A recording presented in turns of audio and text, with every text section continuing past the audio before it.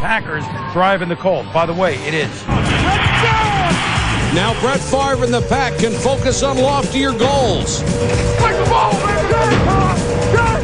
women and children, baby. Tonight, Green Bay seeks revenge and the chance to play games in Lambeau well into January. Right to right. Whole field, whole field. Right to the end, keep the mouth. This is the start of something big. Everybody, step up.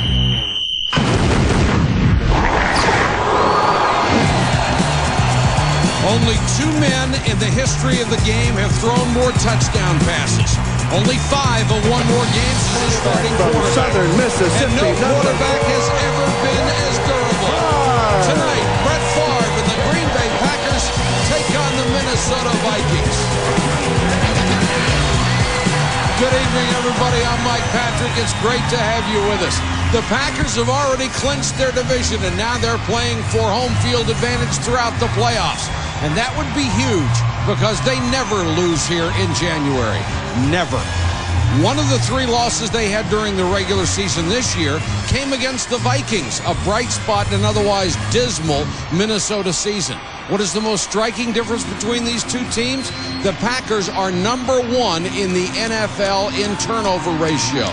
The Vikings are dead last. Now, it's not always the quarterback's fault, but Joe, Dante Culpepper has more turnovers than anybody in the game. Mike, when you throw 19 interceptions, it is the quarterback's fault. Dante Culpepper really got into his head in the beginning of the year when Mike Tice said, we want the Randy ratio. That means that 40% of the passes were to go to Randy Moss. He tried to do that. It didn't work out very well. He threw interceptions. Then he started to get tentative. Finally, in Week 10 against the New York Giants, Mike Tice had seen enough. He benched Dante Culpepper. But he said, look, you're coming back. You're my starter next week. That was against the Green Bay Packers. He pulled a big upset in that ball game and got back on track. But the guy that really has to get it going is Randy Moss. He makes this offense go. Randy Moss, you look at the numbers that he posts, it's incredible. It's like he's had a career against the Green Bay Packers. He's done so many things, 6 100-yard games in the 9 games that he has played. And the one thing I enjoyed when I had a chance to talk to him the other day, he said, I really am motivated in this game because I get a chance to share a stage with Brett Favre. And boy, isn't he something. Well, the interesting thing, Joe, is that the Minnesota Vikings are one of the few teams in the National Football League that Brett Favre doesn't have a winning record against. And down on that field, it's going to get downright nasty tonight. Joe mentioned that 3 weeks ago, Green Bay went to Minnesota and lost. Well, Favre threw 3 interceptions. He got John with the defensive line, and he left the game with a $5,000 fine for unsportsmanlike conduct. So yesterday we had a chance to talk to Chris Hovan, defensive tackle of Minnesota. He said, we are not backing down. And he also said, if you're going to get in a dogfight, you better pick out the biggest dog. Well, the biggest dog here tonight is Brett Favre. And he's got 2 things that he wants to do. He wants to win, he has revenge on his mind, and also home field advantage. All right, thank you, Paul. Green Bay, Wisconsin is a city of 102,000, and most of them are here tonight, braving the bitter cold to see their beloved Packers. When we come back, Susie Colbert on the frozen of Lambeau Field. Well, actually, it's not frozen. It's just a lot of fun to say that.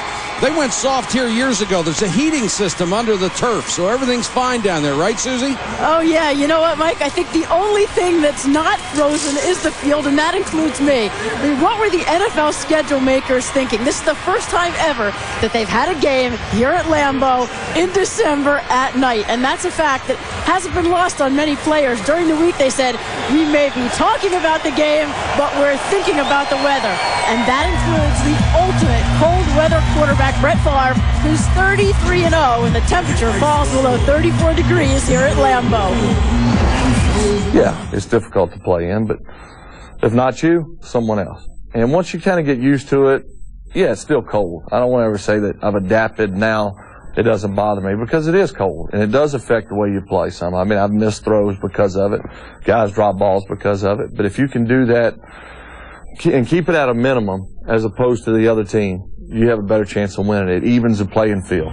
Oh, they've done more than even the field with the cold as their 12th man The Packers have won 10 straight here. Now, the Vikings, they are polar opposites. They haven't won on the road in more than 2 years in any kind of condition. So this week, they had a rare outdoor practice. But, Mike, they would have to practice in a freezer to simulate these conditions. Wouldn't they ever? Thank you, Susie. MasterCard presents ESPN SkyCam, innovative technology on ESPN, the worldwide leader in sports. SkyCam provides some of the most unique and memorable images ever seen from angles no other single camera in the world can achieve. We're excited to bring it to you every Sunday night. Randy Moss has saved some of his best performances for the Packers.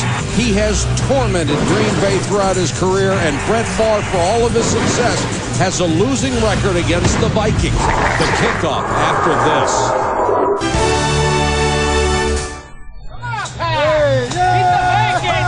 These folks are partying on a Sunday night in Green Bay, and they are right across the street from historic Lambeau Field. If you can't get a ticket, at least stand outside and get some of the ambiance. Yeah, cold ambiance. Susie had a great line earlier. She said polar opposites. No kidding. Polar being the operative word. You know, we were talking about this Green Bay thing. Coming to Lambeau Field, and everybody talks about it. But just, I don't care that it's 0 degrees out.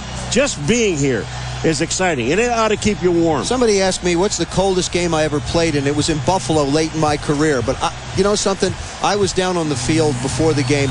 It is unbelievably cold. It is just like a refrigerator down there. The rookie from FSU, Javon Walker, is deep. Brett Favre awaiting the opportunity to go on offense. Epstein to kick off. High and short. Walker from the 12. And struck down at the 28. You know, it's well documented how Brett Favre likes to jaw with defensive linemen. Sapp at Tampa Bay. John Randall used to be at Minnesota and rap with him. Here he is now with Chris Hovan. Chris Hovan said to us, he says, you know, I'm not backing down. And I mentioned this in the opening. He said, I'm going to tell you something. When you get into a dogfight, I'm going to say it again. You pick out the biggest dog. He said, I'm coming after Favre because he is the biggest dog we know. You like that sound? Yeah, I do. I really like it. It just tells you what kind of guy Hovan is. I'd go Chihuahua.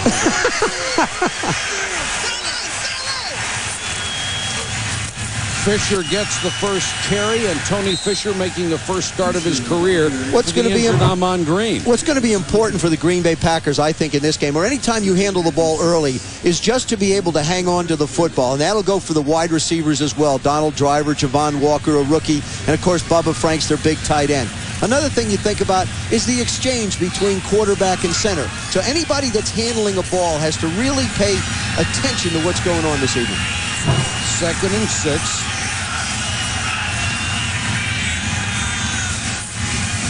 Favre to throw for the first time. Fisher in the flat. And he's knocked out of bounds by Eric Kelly.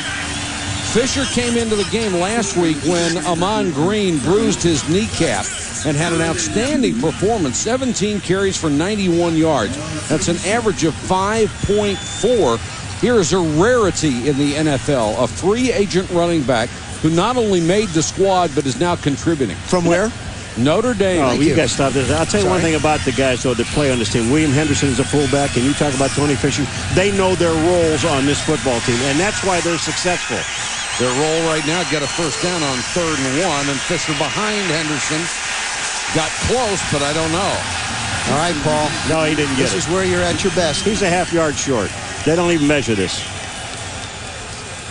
And this was a problem for Green Bay in the first meeting with the Minnesota Vikings. As a matter of fact, it's the same way they started the game up in Minneapolis. And it's a big, big plus for the Vikes to be able to get their offense out on the field. Josh Bidwell, who is 10th in the NFL in punting, will kick to Nick Davis, who waits inside the Minnesota 25-yard line.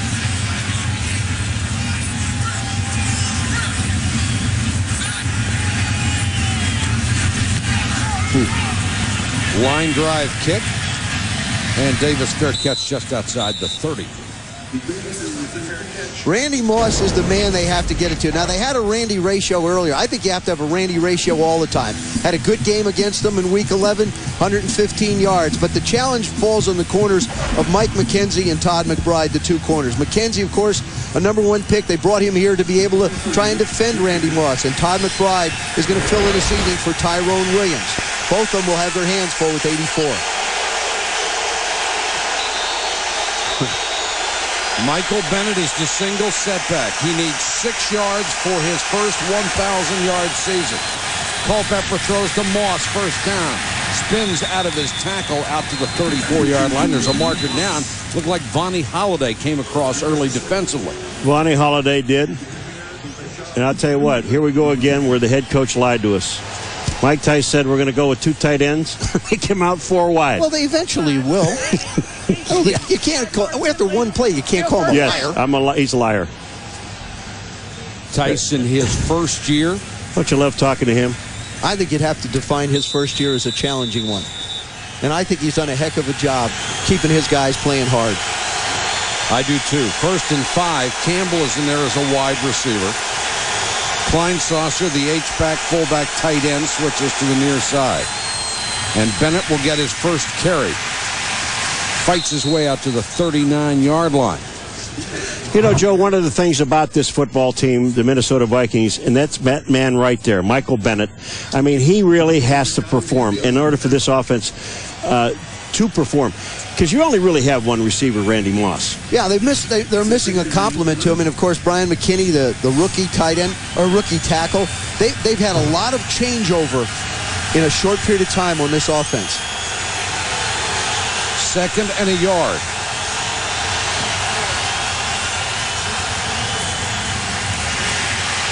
Bennett hitting the backfield, another marker down. Nate Wayne led the charge defensively, the 5-year linebacker out of Ole Miss. We got holding.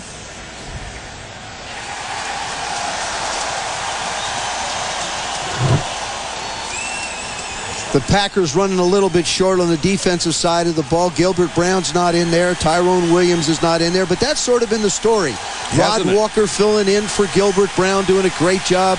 Niall Diggs coming on at the linebacker position. Hardy Nickerson finally healthy and able to play. And, of course, Antoine Edwards and Mike McKenzie were a part of a draft class here that Ron Wolf went after because of Randy Moss. They've had a lot of injuries on both sides of the ball, making that 8-3 record even that much more remarkable. Packers come with a blitz. And the fade is complete to Dwayne Bates. Bates beat Todd McBride, who's in there for the injured Tyrone Williams, a gain of 23. I believe that ball just flutters out of Dante's hand. You'll see it from Skycam. He tries to throw it. That ball is just hanging in the air.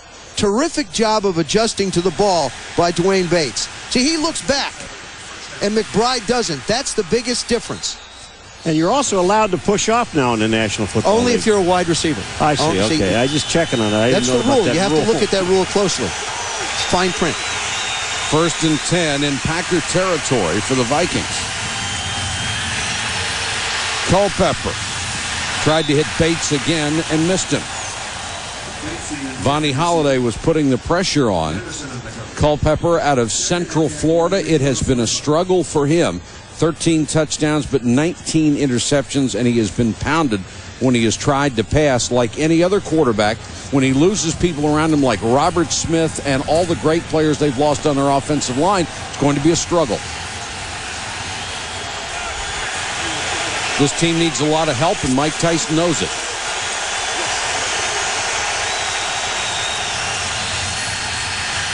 Culpepper, good protection, then he takes off. Then throws on the run, and Moss down to the Packer 32. First down, Minnesota. The thing that's Sharper on the tackle. Excuse me, Michael. The thing that will surprise you a little bit about Dante's numbers is that normally a quarterback struggles when he doesn't have a running game. But with the Vikings, you've got the #2 rushing team in football, and Michael Bennett has really stepped up.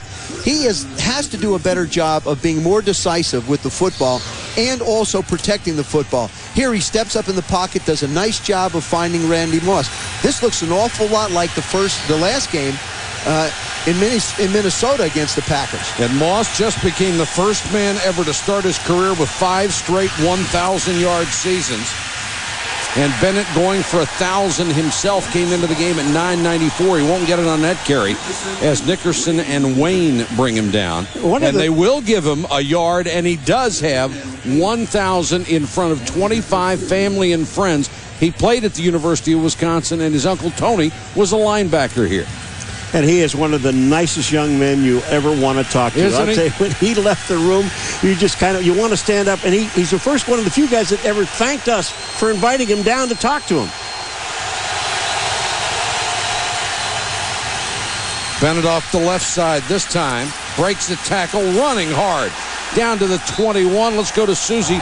More on Michael Bennett. Well, you mentioned that he's from this area, growing up in Milwaukee, automatically acclimated to the cold, so this certainly doesn't bother him. And he said after being able to hang out in the locker room with Reggie White and Bryce Paul, Brad Noble, he said coming here and last year playing his first pro game, it sent chills up his spine. You know he's working extra hard when he's playing on this field. Susie's lips are just about frozen. She's doing a great job down here, man. I'll tell you. Wow. She is the warrior for this crew tonight. Impressive opening drive for the Vikings. Bennett straight up the middle this time, runs into some resistance, gets about a yard. Michael Bennett grew up, of course, with roots in Green Bay. We asked him what it means to him to come to this historic field.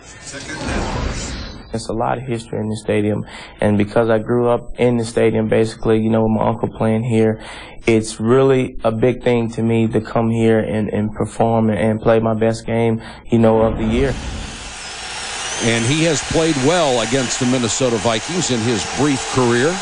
Only had 1 year as a starting running back at Wisconsin. He'd been the backup to Ron Dane, so his best football is still in front of him. Bates makes the catch inside the 10. What a nice play this was. They had Randy Moss in the slot on the right-hand side, and they just took him and ran him right to the outside and opened up for Bates. Okay.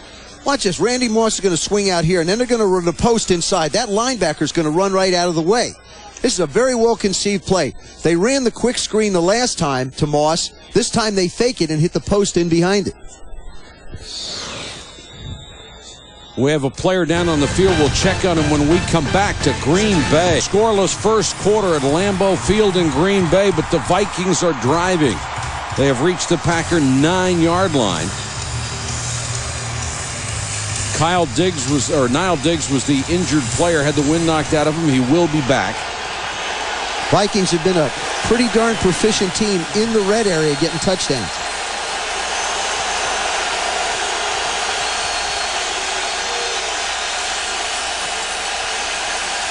Oops. Movement early, and Bennett will be stopped as they blow the play dead. Everybody went but the center. He's the guy that knows the count. Corbin Lucina, the left guard, he was gone.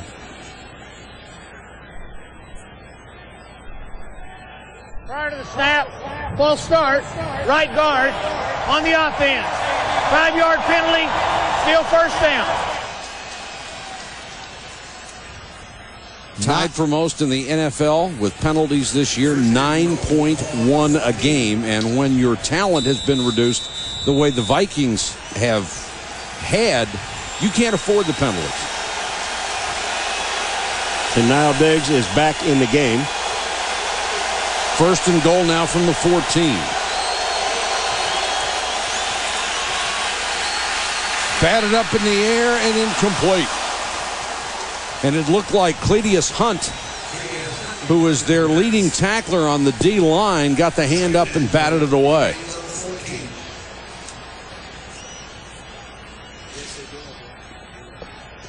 You know, the one thing about on that play there, they did bat the ball down. Hunt got it. But if you take a look, this offensive line has given him some time. What happened that time, he just threw the ball too low. I think Dante Culpepper here has to be smart with the football. If you don't like what you see, throw it away.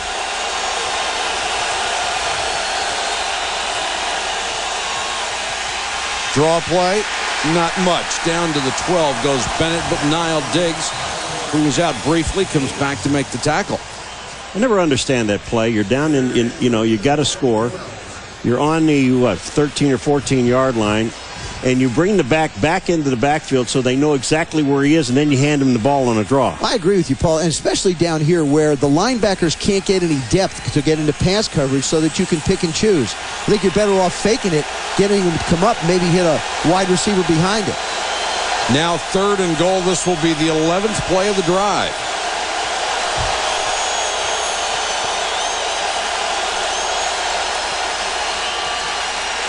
Good protection for Culpepper. Moss at the 6. Moss to the 5, but that will bring up 4th down. I think these are good, positive calls. It's a nice job. Todd McBride making the play. It's a good job by Scott Linehan, the offensive coordinator of the Minnesota Vikings. Just get a safe play. You got your quarterback going. You have positive things happening. Take the safe throw. Give Gary Anderson a chance to put you up 3 points.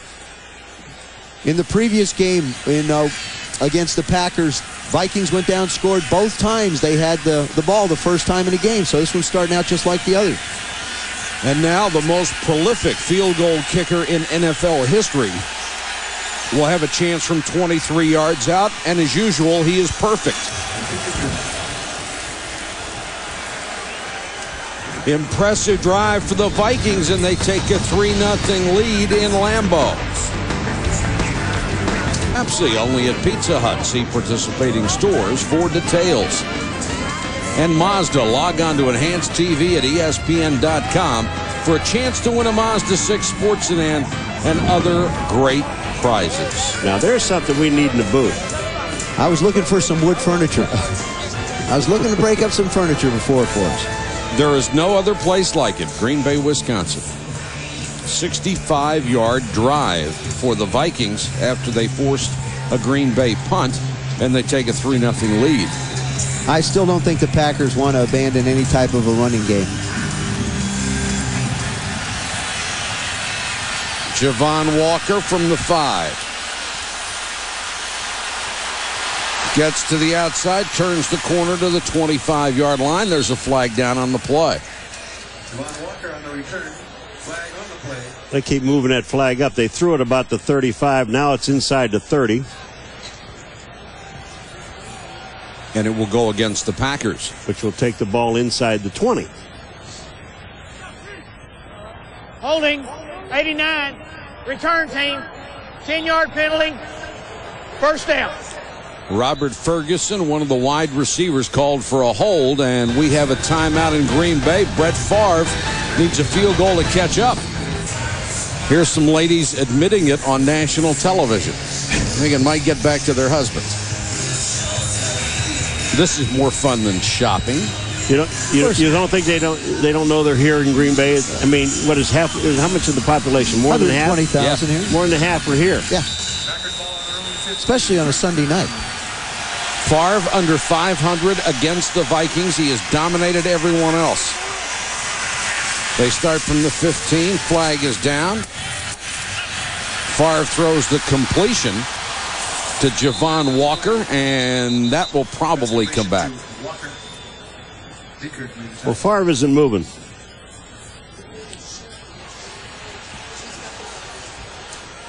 Brett Favre plays quarterback, of course, with a linebacker mentality. In the first meeting with the Vikings, he mixed it up with Chris Hovan, the defensive tackle. Then later, after throwing an interception, he was flagged and later fined for a late hit out of bounds. He will go after anybody. Well, not anybody. Yes, anybody. He goes after Warren Sapp. If he gets provoked, he will definitely defend his turf. 1st and 15. Fisher, the deep man in the eye, and he gets the toss.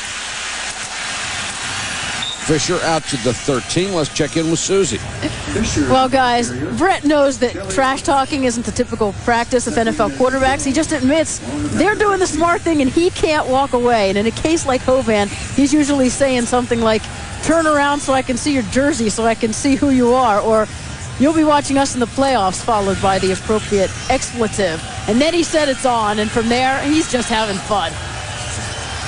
Has a passion for the game. 2nd and 12. Draw play. Fisher, room to run. 25, 30, 34-yard line. Tony Fisher. Well, I'll tell you, I just stand there and watch. I was watching Chris Hovan come down the line of scrimmage, and he basically, watch number 99, down the line of scrimmage. He almost takes himself out of the play. William Henderson nails him. Number 33 is going to come. Watch the left of your screen. William Henderson on the double team, and you see Tony Fisher hit it straight up the chute. And that's really the way you have to run, I think, in this kind of temperature. You can't be juking and trying to go left and right. You need to go north and south. Favre play fake this time. Tries to hit Fisher down the sideline, incomplete.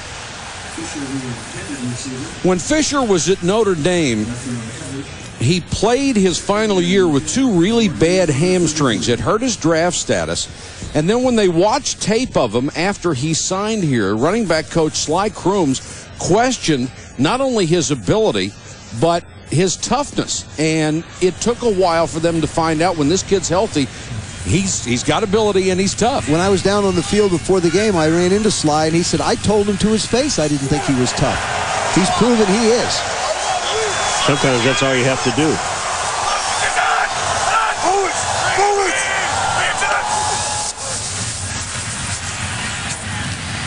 Favre line drives this one to Tyrone Davis, the tight end. I'm going to tell you what, this was a bullet. This was a bullet. Tyrone Davis had to catch this ball because it stuck him. Watch this throw. Now that's a bullet, folks. Bam! You know what? I think that might have gone off his chest had the defender not moved into it. Watch this ball. Goes right through his hands, and Williams actually stops it from being an incompletion. And then they knock him forward for the first down. Favre is legendary for breaking the fingers of his wide receivers and tight ends. Little shovel pass, Fisher, nothing doing. The Vikings did a great job of smelling that one out. Lance Johnstone, the first one there to make the stop. Minnesota playing well right now. In the first game, the defensive line of the Minnesota Vikings really controlled the tempo. Chris Hovan and Fred Robbins, the 2 interior guys, really put a lot of pressure on Brett Favre. They got around his feet and made it uncomfortable for him. Wound up, as you pointed out, Paulie, in the open, 3 interceptions in that game. 2nd and 14. The defense has played better, particularly the last 3 weeks, after a lot of changes by the coaching staff, moving people around. And Favre had that one slip out of his hands. Hovan is after it, and Hovan pounces on it at the 30, Vikings ball. Boy, this is the thing you concern yourself with. Brett Favre refuses to wear a glove. He's never worn a glove. The ball is slick. You can see how shiny it is. He'll start the motion, and this thing comes out. It's gone. Well, he sees the blitz, Joe, on the outside by Corey Chavis, and he's coming in number 21, so he has to get rid of the ball in a hurry, and that's when the ball came out. What a great effort by Hovan to fight through a Packer and get to that football. Big break for Minnesota. Minnesota coming out and going no huddle.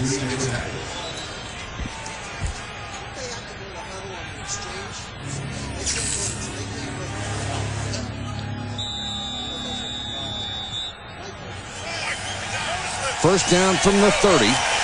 Bennett is the setback behind Culpepper.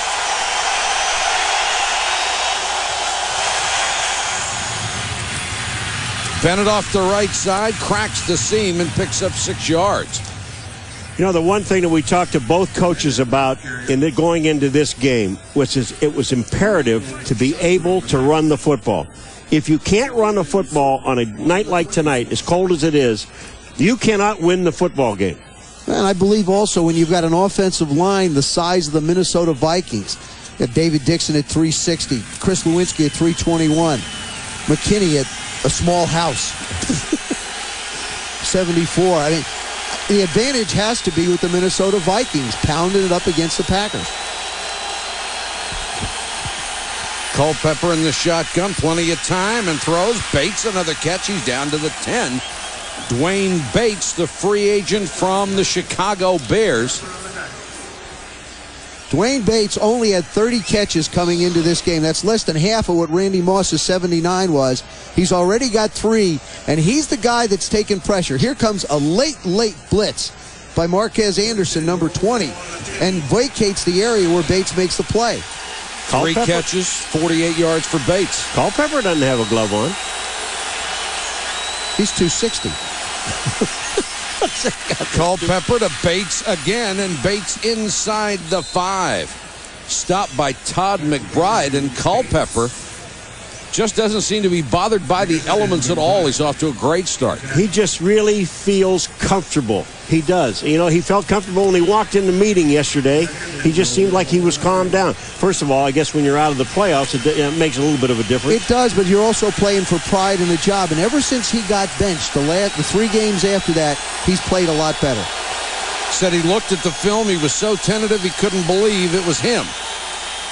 Culpepper under pressure this time, throws for the corner. Moss, touchdown. Mike McKenzie could not stay with the fleet Randy Moss. Mike, the one thing that Randy Moss does on this play is he just breaks to the outside, and as soon as he clears McKenzie, his hand is in the air. Look at this throw and catch. I mean, that is absolutely perfect. There's no way to defend against that. What a job by Dante Culpepper, and he knows it. This game looks exactly like the game up in Minneapolis when the Vikes jumped out big. Anderson with the point after. And Minnesota having everything go its way in the first quarter. The fumble leads to the game's first touchdown. Against the Packers, he might have caught Jerry Rice by now. 10 games against Green Bay. He's approaching 1,000 yards, nearly 20 yards a catch against the Packers. Oh, we talked about that draft, and now at 99, after Randy Moss torched him, Ron Wolf went out and said, we need corners. Went out and drafted 1, 2, and 3, I believe, were draft picks, corners, to try and do something to Randy. They still haven't solved the problem. There aren't too many people who cause that kind of reaction in a draft. Walker spins across the 25. Walker on the return.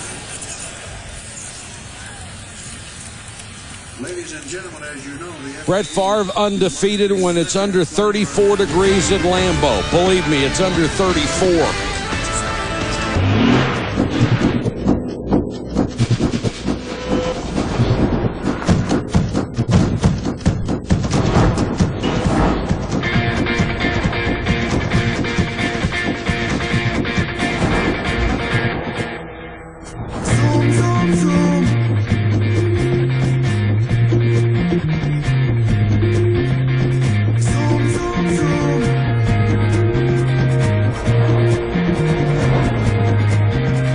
The all-new 220 horsepower Mazda 6. A true sports sedan, perfectly composed. Drive it, you'll know.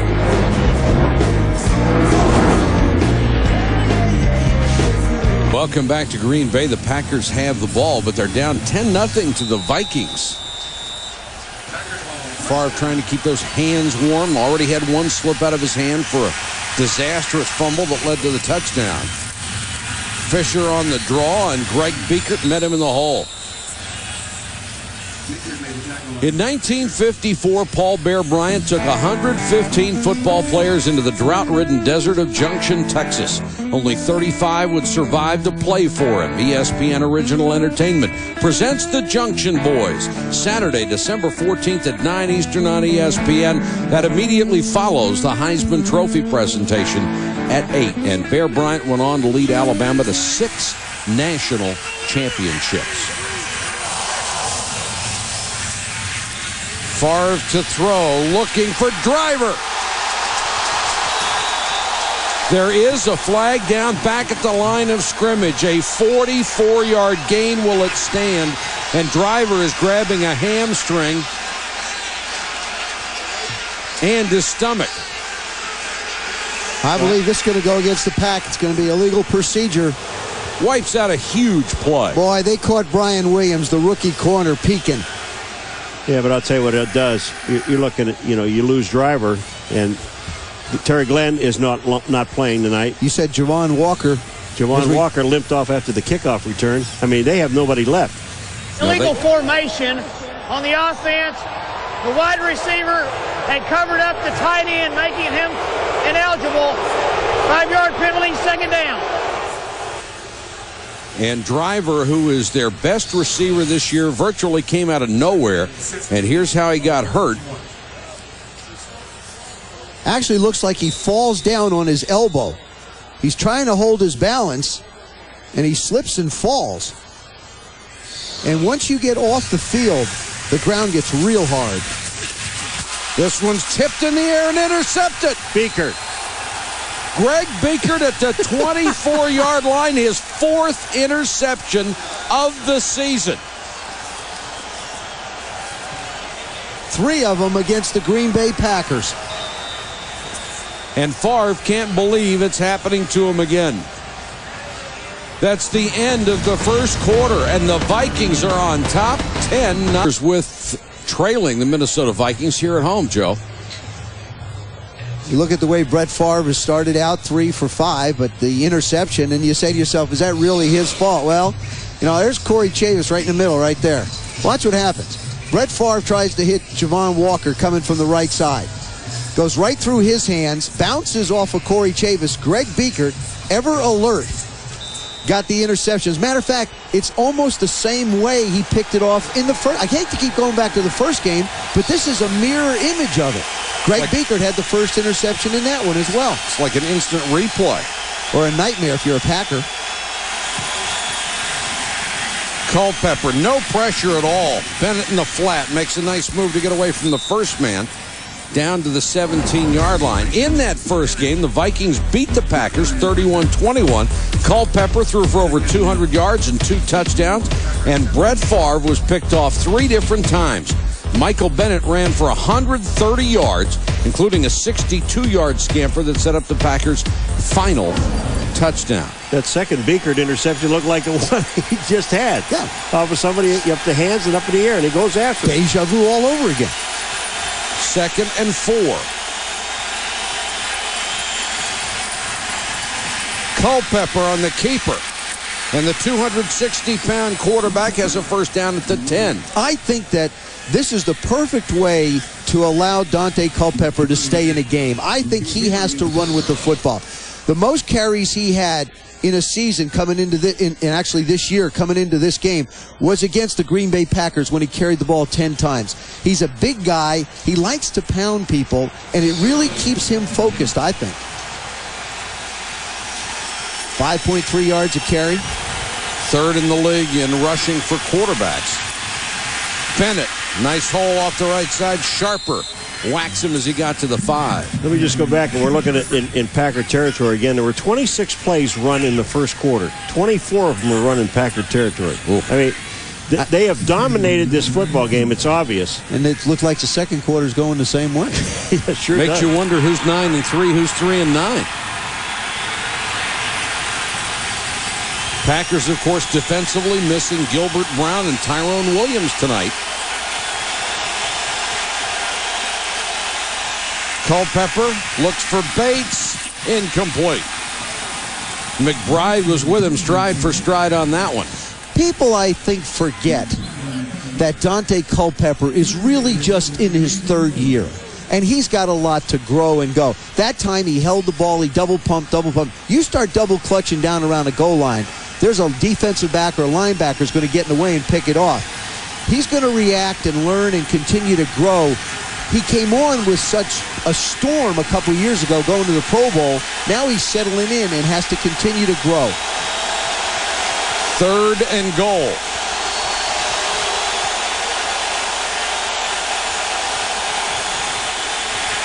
Culpepper under pressure and throws it away. That was Nigel Diggs. And that was a good decision. Excuse me, Nile Diggs.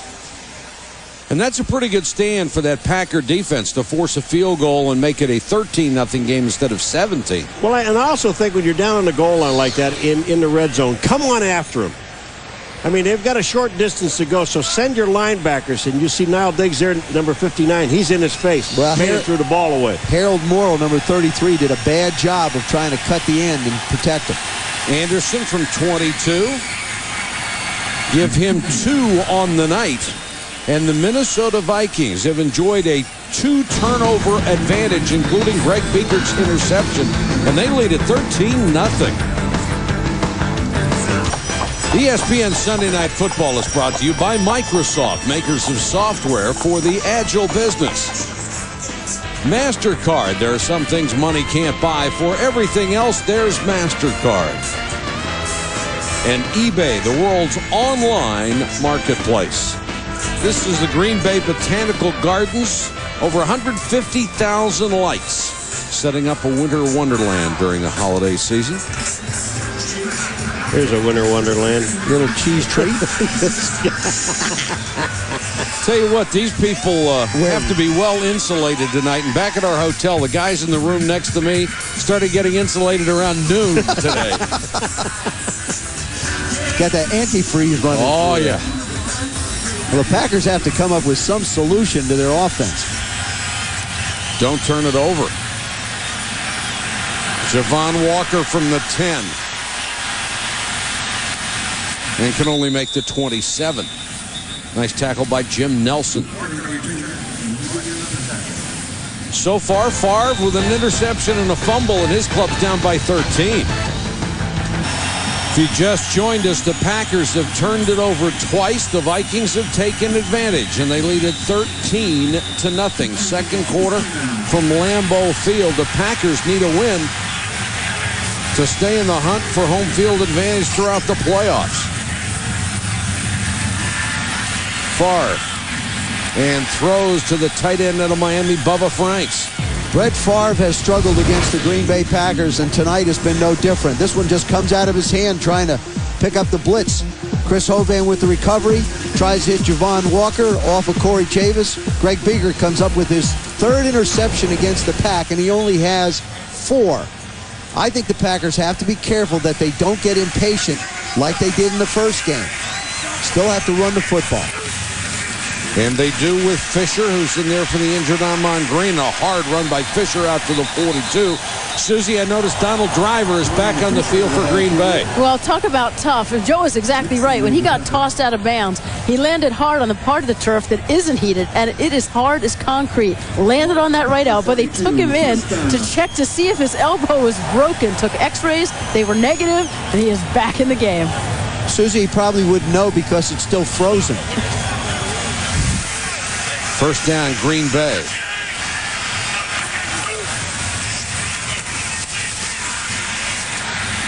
Fisher out to the 45. Anytime Donald Driver does something well, if you know his history, you can't help but feel happy for him. He is a very nice young man. At the age of 13, his family was so fractured and he was in so much trouble. He and his brother lived in a U-Haul and sold drugs just to try to stay alive. Then he was robbed by a man he considered a friend, thought he was going to be killed. Driver has come from absolutely the worst circumstances in the world and is on the verge of being an NFL star. Franks, who is their short yardage specialist, not going to get downfield for you a whole lot. And the other thing about Driver is he comes here, this is his 4th year with the Green Bay Packers. They have ignored him, tried to replace him, brought in guy after guy after guy, and all at once they find this prize under their nose. But the one thing about him, though, in all of that time he was here, the one guy that was really in this corner most of the time, all of the time, was Brett Favre. And I think he's on his way to the Pro Bowl. He's that good a receiver. Playing with a broken finger, he says as long as he's catching passes from Brett Favre, it's not going to heal. And Fisher lowers his shoulder and dives, should have the first down. He does. This is what the Green Bay Packers need to do. They need to just patiently be able to run the football. In the first game against the Vikings, Brett Favre started throwing it around. Chris Hovan and Fred Robbins, the 2 tackles, started bringing pressure and forced mistakes. As long as the Pack's able to run the football, they'll be able to control that secondary of the Vikings. They are 6-0 at home. They've had to come from behind virtually every time. Favre keeping the play alive and then throws. Driver wide open looking for a block. Makes a cut, makes another cut, and had his legs taken out from under him at the 33 by Lemansky Hall.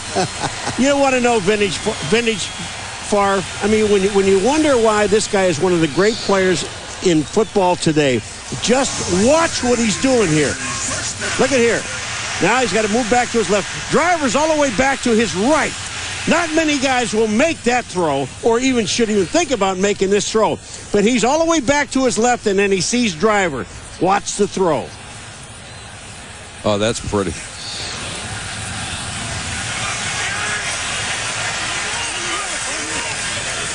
Packers at the 32. Driver.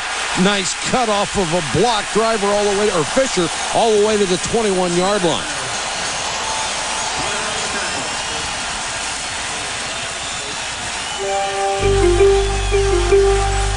You got to be careful a little bit here with Tony Fisher. Does a nice job. Good job up front.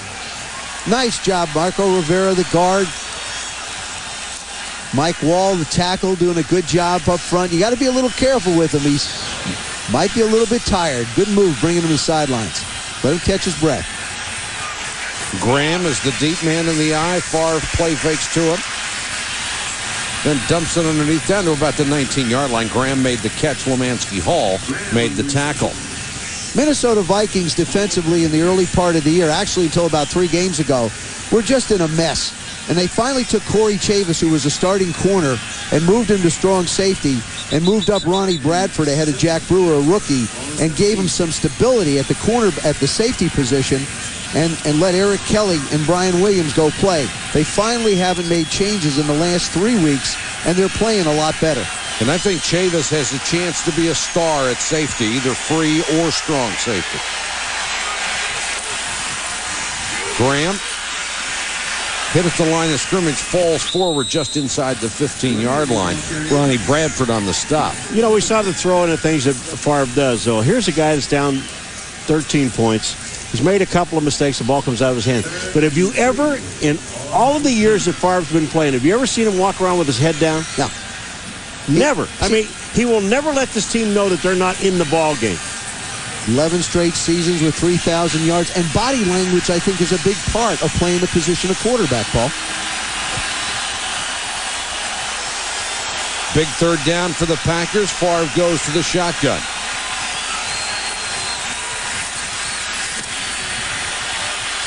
Driver can't get it.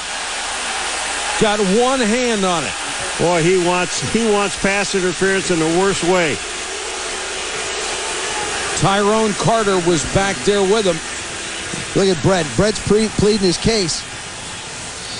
I asked Brett about his throwing style, and he basically said it was unorthodox. He never sets his feet. He said, you know, I always throw going backwards, and he throws very accurately. And you look at Carter and Driver both holding on to one another, and Driver wanted a flag. Ryan Longwell will come on to try a 33-yard field goal. Splits the uprights, and Green Bay gets on the board with 6:43 to go in the first half of play. Now it's 13-3 from Lambeau Field. Lead at 13-3 over the Packers. You want to know what Driver was complaining about? Look at Carter's left hand grab Driver's right hand. He's holding his hand. He can't get his arm up, and that's what he was complaining about. Look at, he can't get his arm up to make the catch. Come on, let's go for a little walk through the park. Driver nearly made the one-hand circus catch.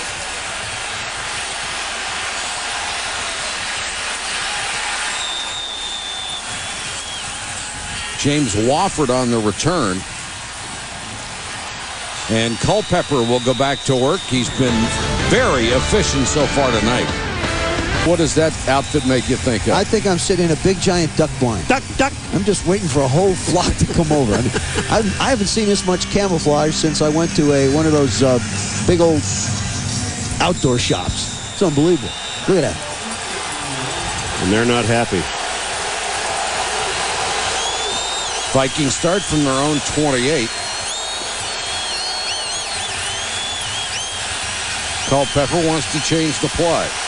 Has plenty of time to do it.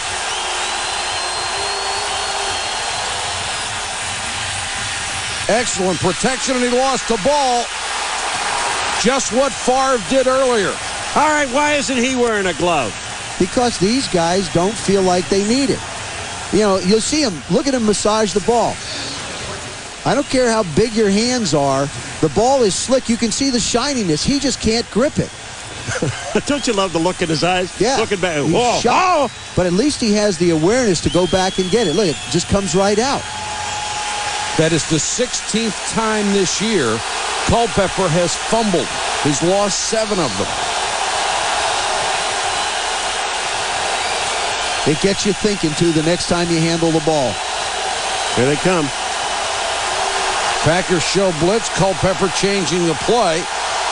Bennett couldn't hear it. Now Culpepper with a short set and throws incomplete. That one didn't work at all. Let's check in with Susie. Well, Mike, despite all of Dante Culpepper's struggles this season, his teammates contend he remains the #1 leader on this team. He never shies away from talking to the media. He plays with passion, and when you look in his eyes, you know he's sincere, and they say they have full confidence in him. They believe when he is on the field, they have a chance to win, despite everything, even things you've seen here tonight. Susie, he is a stand-up kid. He had a chance to go to any number of big schools after he had committed to Central Florida verbally. Then he got his grades. Everyone came after him, and he said, no, I made the commitment. I'm going to Central Florida. You go after him again. Culpepper takes off.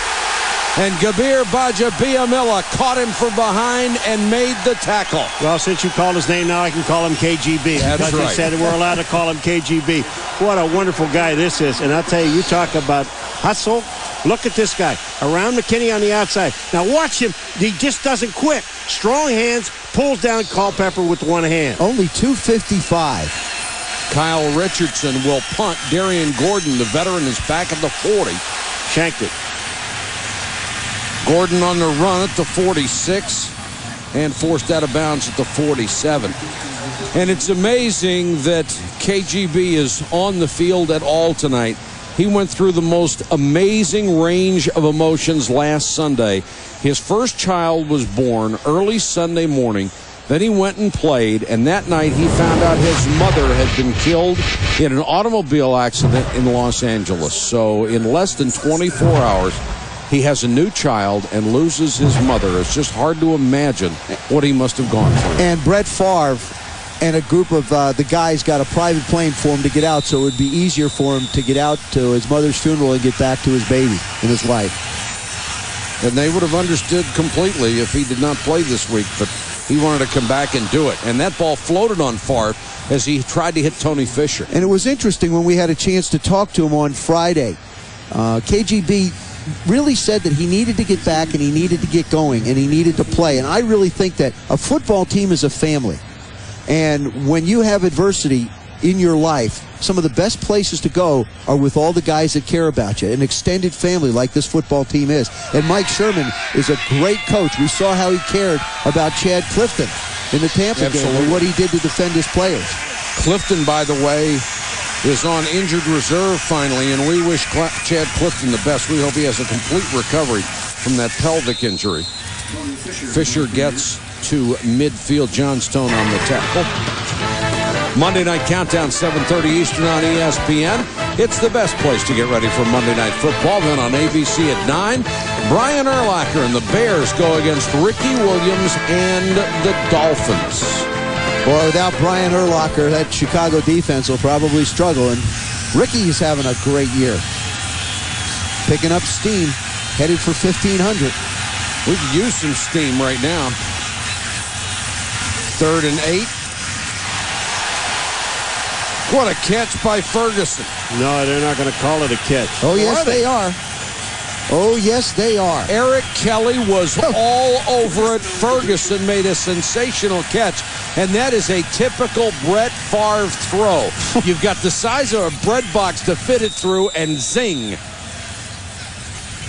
Did he make it, Paulo? They got to get to the 42-yard line. If they're not on the 42-yard line, they don't make it. Come on, Hawkeye. Get out of the way. Get out of the way. I want these guys to get out of my way. Yeah, but watch the throw. Look at him rocket this. Look at that catch. Now, keep in mind, he only played 1 year of college football. Well, if they mark that ball right there, he doesn't make it. Guy only played 1 year. Still very raw, a raw talent. drafted in the second round a year ago out of A&M, Texas A&M. So you say that you did not make it? Well, I said if they mark it with... Oh, my goodness. The frozen eyeball. We'll forgive you with the Well, cold I'm going to tell you tonight. what, that is an excellent mark, because what Ferguson did with the ball is after he caught it, he flipped, when the whistle blew, he threw the ball up in the air. Mike Sherman now in his third year succeeded Ray Rhodes and succeeded Ron Wolf as the general manager of this club. It was a job he almost didn't take. Been on Mike Holmgren's staff in Seattle for a year. From the 43, Fisher on the sweep. Got a block down, back down to the 36. Sherman had been on Mike Holmgren's staff here in Green Bay. Then when Mike went to Seattle, he went with him, got the call, didn't want to move his family back that quickly, but came to do the interview with Ron Wolf. And Ron Wolf said he was so impressed because the guy had laid out the practice schedule for the entire year before he went to the interview. Marty Schottenheimer was scheduled to come in the next day. He called and said, "Marty, we've got our guy." 2nd and 4. Fisher shoved back, gang tackle. Corey Chavis finished it off from the safety spot after the initial stop was made by Lemansky Hall. As cold as it is, the only two guys that have fumbled the ball so far have been the two quarterbacks. The running backs and the receivers are holding on to everything. Because they get to hold it in their arms. Yeah, that's right. You don't get to hold it in your fingers. You know, one other thing about Mike Sherman, and I make this point, the incident with Warren Sapp, Mike was very upset that people thought that he used a profane word, and he did not. All he said to Warren was "you." That's all he said to him. End around to Driver. Favre is in front, throws a block. Driver to the 15-yard line. Oh, did he accelerate? Do you know that the block is it on Lemansky Hall, number 55? If Favre doesn't make this, Driver gets tackled. Favre tied Lemansky Hall up long enough so that Driver can make it. Watch Favre. Look at number 4 on Lemansky Hall. Bang! He didn't knock him on the ground, but you can see the miss there. Oh, that's why. Quarterbacks, great blockers. He's a football player. That's first. right. And he took the right leg out. He took the correct leg out on the block, too. So Lemansky Hall couldn't come through and make the play. Favre, yeah. We talked about Dante Culpepper running with the ball to get into it. Brett has to block to get into it. 1st and 10 Green Bay, their second consecutive solid-looking drive. And now Favre throws to the corner, incomplete, intended for Ferguson at the 5. Tried a little sleight of hand there. You wouldn't think a guy that has trouble holding on to the football is going to do some of this stuff. This is a fake under screen. There they go with the pitch. He fakes it to William Henderson. Then he comes out to make the throw like it's a warm, sunny day to Robert Ferguson. And is there anybody you've ever seen running to his left that can throw the ball that well? Yeah, Michael Vick. He's left-handed. Well, he's left-handed. You asked. Oh, you know, I'm sorry. I'll learn to phrase them better. I'm sorry. I couldn't resist. Thank you so much. Excellent point, though. Over the middle, this one's complete down to the 5-yard line. A strike to Walker. Jack Brewer saved a touchdown, but it should be enough for a first down. It is a first down, and we're going to get to the 2-minute warning. So without Amon Green and without Terry Glenn, Brett Favre getting it done. Well, look how quick the ball comes out. I mean, the defensive man doesn't have a chance. He throws it backwards. He throws it actually falling backward. Favre finally with a smile on his face as the Packers offense has caught fire. Minute mark, but Green Bay driving 1st and goal just inside the 5. This offensive line has had multiple injuries, and veteran Frank Winters has stepped in at center. Veteran Earl Dotson has stepped in at right tackle, and they have done yeoman duty. Fisher. Nice block by Henderson, and Fisher to the goal line. Boy, I'll tell you what, Henderson just nails Greg Beaker in the hole. William Henderson, you know, came in and talked to us yesterday, or the day before yesterday, and he says, I know my role. I am not going to be carrying the ball, but I will be blocking. Look at that block. William Henderson just knows what his job is. Here he comes, 33 on 54. Beeker gets him out of the hole, and they almost score. Inches away, second down.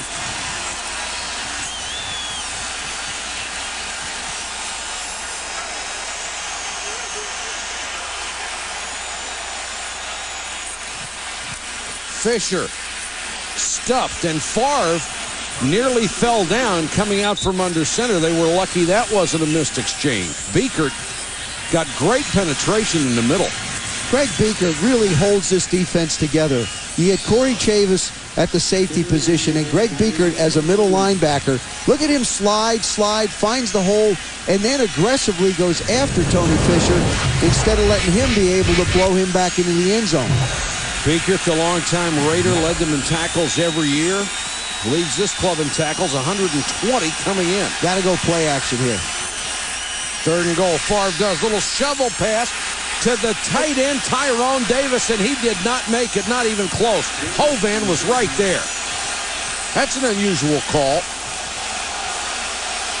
Yeah, the clock's ticking down. 4th and goal.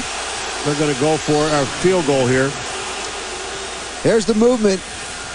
Tyrone Davis comes across, but you see Chris Hovan right there, 98, Fred Robbins, the two interior guys blowing up the play.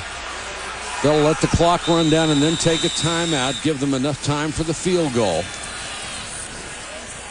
Coming up at the half, the Kia halftime show, Chris Berman will be along with the fastest 3 minutes in television, our big sticks, and a showdown in the AFC West between Oakland and San Diego. Chris Berman and the Kia halftime show coming up in just a moment.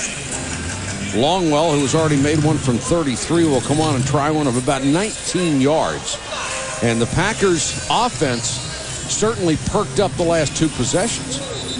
Well, I'll tell you what, you got to give the Minnesota Vikings a lot of credit down on that goal line. They had a lot of shots at it from 1 yard out and didn't get there. Doug Peterson, the backup quarterback, is the holder for Ryan Longwell. High snap, got it down, and Longwell put it through. So Green Bay gets within a touchdown on a pair of Longwell field goals after the Vikings had jumped out to a 13-0 lead over Mike Sherman and his crew. Let's get down to Susie with Mike Tice. Mike, your guys got off to a great start. What was the biggest difference between the first quarter and the second quarter? Well, we just didn't get anything going in the running game consistently in the second quarter. We didn't have as many opportunities. They held the ball longer on us. When we got down inside the 5-yard line, we needed to punch it in and get touchdowns against these guys. How are you guys handling the conditions? Conditions are fine. It's not bothering us at all. Thanks, Coach. Mike? Thank you, Susie. Our score here at Lambeau Field, the Vikings 13, the Packers 6. Now let's join Chris Berman for the Kia halftime show. All right, Michael, thank you very much. Yeah, a little chilly at Lambeau. What a surprise, a night game in December. At any rate, the Packers know that they're the first team to have clinched a playoff berth. There were 3 games here in Week 14 that had the 2 top teams in their respective divisions going head-to-head, including a huge one at the new Sombrero. The Tampa Bay Buccaneers, first place by a half game in the NFC South over Atlanta, who hadn't lost since October 6th against Tampa.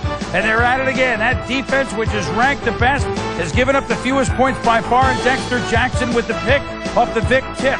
Brad Johnson, 4 touchdown passes. The Bucs certainly thus far at Michael Vick's number 34-10 Tampa Bay. First and second in the AFC South. Peyton Manning, first time back in the Volunteer State. And after the Titans had an early lead, a rare drop from Marvin Harrison. Next play, break up by Lance Shoulders. Good defense, hard-hitting Tennessee. They're tied for first, but they swept the Colts 27-17. They're both 8-5. Titans have won 7 of 8. Drew Bledsoe back in Foxborough. We'll watch Tom Brady work his magic again. 17-0 Patriots over the Bills in the first quarter. 4 times Drew Bledsoe was picked off. 27-17, the Patriots rolling as they did last year at this time. Broncos and Jets, both teams a game out in their respective divisions. The loser would be in trouble. Chad Pennington, Lavernius Coles rolls in touchdown. Brian Greasy picked off by Quickstraw McGraw. Win 19-13. A return for the ages. College quarterback and Clemson return man Woodrow Tiny Dantzler for Dallas. How does he escape? And how does he tiptoe down the sidelines and through the tulips? 84 yards. Cowboys lead the Niners 20-17. But Jeff Garcia throwing over 50 times to Terrell Owens. The Niners have won the NFC West for Steve Mariucci, 31-27. They host the Pack next week. The Eagles win no matter, even if Jaws is playing quarterback these days. Deuce Staley, 100 yards. Phillies 10-3 like Tampa. They win in Seattle 27-20. Nice season for Tiki Barber. 1,000-yard season. All-purpose yards up there. 43-yard run for the Giants against the Skins. They win 27-20 when they could be the outsider that's staying alive to try to get in the playoff hunt. Tommy Maddox back after missing 2.5 games. Picked off 3 times. Twice for TDs by Aaron Glenn. Fumbled one for a touchdown. Shocker of the day. Texans over the Steelers 24-6. Expansion. Houston has won 4 times. End of game. Tim Couch. Hail Mary. Prayer answered by Quincy Morgan. Browns win at Jacksonville 21-20. They're just a half behind the Steelers. Back in the hunt. You saw them here last Sunday. The New Orleans Saints. They move ahead of Atlanta, second behind Tampa now. Deuce McAllister, 3 TDs, 37-25. Saints in Baltimore. Dante Hall, a kick and punt return for the Kansas City Chiefs as Dick Vermeil laid one on his old team. The St. Louis Rams 49-10. 2 straight weeks, the Chiefs have scored 49. Lions and Cardinals had to go to overtime. Bill Gramatica, good. Cards win on the 21st overtime game this year, tied an NFL record. Steve Smith, another one of those seeing double on this day. He's had a troubled season, but on the field today against the hapless Bengals, Steve Smith, 2 returns. Panthers 52-31 over Cincinnati, who's 2-1 just once.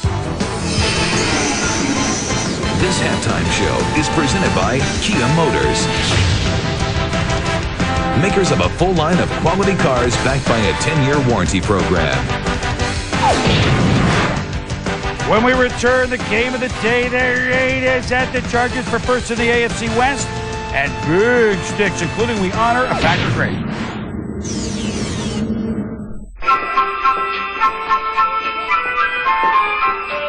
Whoa! Hey, stop the music. Guys, everyone stop. We don't need all this.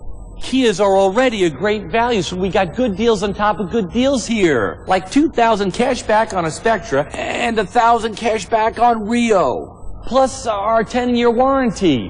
What is that? It's a sales monkey. Kia is simply a good deal sales event through January 2nd.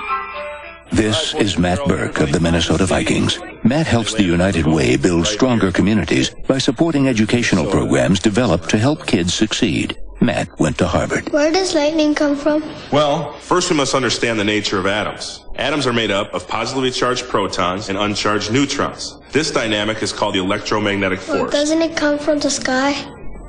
Yeah. Thank you. Matt Burke. He went to Harvard. I don't care who your daddy is. I don't care what the last coach promised you.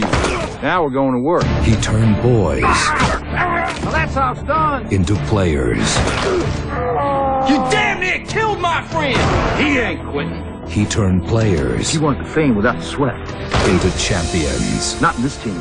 Tom Berenger as Paul Bear Bryant, the Junction Boys. Saturday at 9 p.m. on ESPN.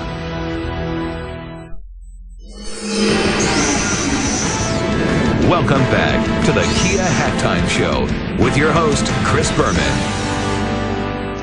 Surprise at the half, the Vikings lead at Lambeau 13-6. They'll play the Super Bowl in San Diego in 7 weeks. We figure we get a jump start at the Murph as the 8-4 Oakland Raiders went in to play the 8-4 San Diego Chargers. Battle of first place teams in the AFC West. And as always, Raider fans buy up a lot of tickets for this game. Coming down Highway 5, scaring everybody. Drew Brees Picked off by Rod Woodson 67 times. He's done this in his career. The Raider defense did what few have done this year and what they couldn't do earlier this year when San Diego won in overtime. Stop with Daniel Tomlinson. On 4th and 1, look at 4 Raiders in the picture. Put him for a 3-yard loss. LT at just 57 yards. This just in. Rich Gannon having an MVP season. This just in. Now that he's 40, Jerry Rice actually might be good. Jeez. 7 catches, 113, nothing changes. Zach Crockett, king of the Wild Frontier, touchdown, 20-7, Raiders in the 3rd. Gannon to rookie tight end Doug Jolly. Not the Jolly Roger, but the Jolly Raider. He had 104 yards receiving.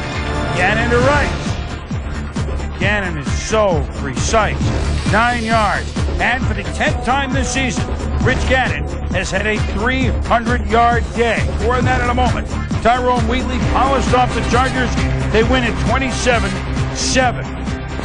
And Gannon. But our most important concern right now is our record, and we're just trying to make it through this tough AFC West. It was a big win for us today. Next 3 weeks, every game's going to be a playoff game for us. And we just got to survive. We make it through the month of December, I feel like we have a good chance. So he's now the record holder for most 300-yard games in a season, and at 4,205 yards passing, he needs to average under 300 a game for his last 3 to break Dan Marino's single-season mark for passing yards, also set in that magical 84 season. Next week, Arizona at St. Louis, or I should say Cardinals at St. Louis, has a better ring. That's our game next Sunday at 8:30 following NFL prime time. We've got a surprise on our hands, and cold hands, to be honest with you. 13-6, the Vikings lead at the Pack. We'll be back. Watch Monday Night Countdown, 7:30 Eastern on ESPN, delivered by UPS. Whoa! Hey, stop the music. Guys, everyone stop. We don't need all this. Kias are already a great value, so we got good deals on top of good deals here. Like $2,000 cash back on a Spectra and $1,000 cash back on Rio. Plus our 10-year warranty. What is that? It's a sales monkey. Kia is simply a good deal sales event through January 2nd. This halftime show is presented by Kia Motors,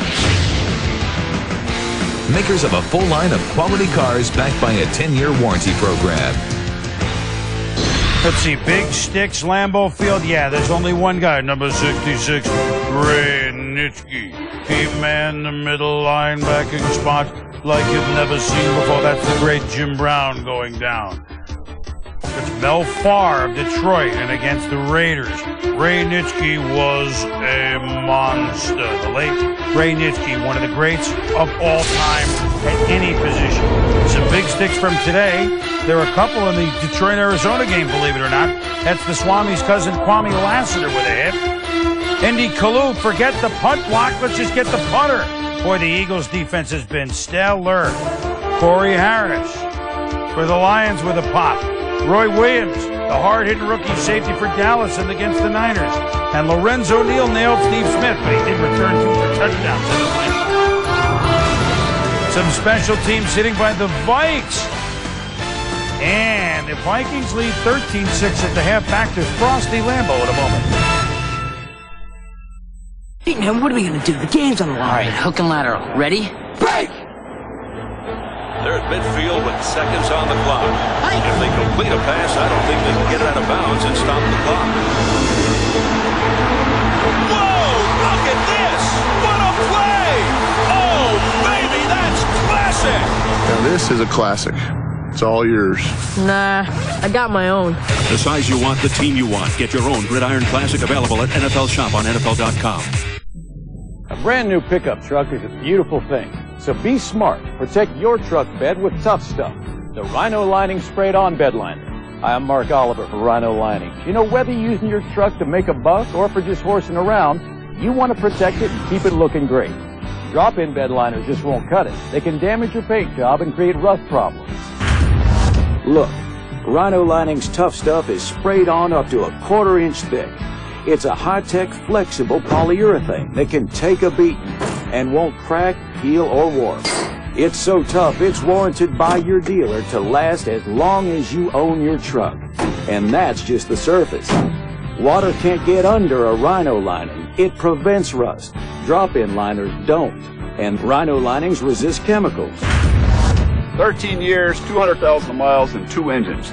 But still the original Rhino lining. What's the only bed lining I'll put in my truck? Rhino lining. Rhino lining. Rhino lining.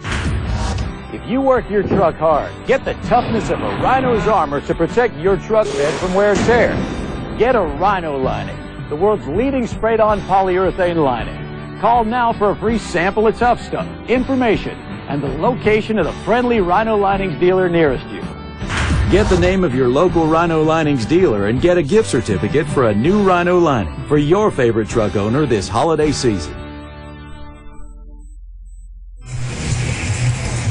At the half in Green Bay, the Vikings over the Packers 13-6. Here is our game track from the first half. Randy Moss, only 3 catches and 25 yards, but one of them for the only touchdown of the ball game. And Brett Favre has had a fumble, an interception, and only 65 yards passing in the first half of play. But the last 2 drives led his team to field goals to get back into the game. Welcome back to Green Bay, everybody. It is just brutally cold. My lips stopped moving about 20 minutes ago. Oh, man, this is like summer, man. You're nuts. This is beautiful out here. It's 5 degrees. Hey, where are you spending your summers? You know, look at these guys, the way they're playing. The only 2 guys that have fumbled the ball is each one of the quarterbacks. The running backs haven't. The receivers haven't. It's warm, and man. for the Minnesota Vikings, what's going to be critical is they really haven't put together 60 minutes of football all year long. And it's one of the things that Mike Tice talked to us about yesterday. He said, we have to be able to finish football games. They started slow in games. They've lost them. Every game they've started fast in, they've been able to win. Now the question is, can they keep it up? Culpepper has been sharp tonight.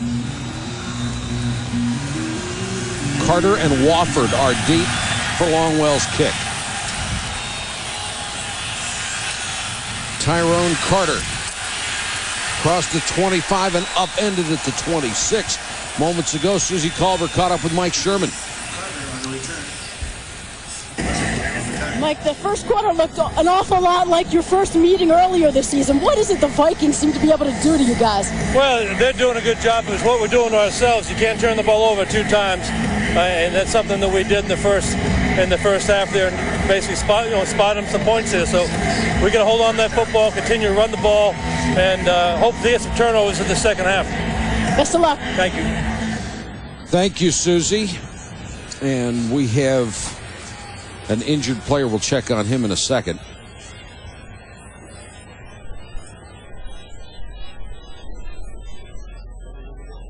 Dante Culpepper having a good, solid first half. 8 of 13, just 85 yards. You don't expect a lot of passing yards in a game like this. Starts the game with a quick throw to Randy Moss. Comes out and hangs one up to Dwayne Bates. Does a nice job of pushing off and making the play. And then shows you his versatility. This is a designed run. And I think he has to do more of this. As the night goes on and the field gets tougher, let the quarterback be the runner. Be the threat that you have to be for this offense. Let's see if they get back to Michael Bennett on the ground. He only had 7 carries in the first half. He'll get the first carry here. Bennett, who went over 1,000 yards for the first time in his career tonight, left 25 tickets for family and friends. He's used to this weather, playing at the University of Wisconsin. Mike, nobody's used to this weather. You guys keep saying you hear people, that. No. Yeah, you're right. No, who's used to 5 degrees? Say that. He said, I'm here and I play here all the time. Polar bears are used to 5 degrees. If I said I got used to this, you'd think I was nuts. You tolerate it.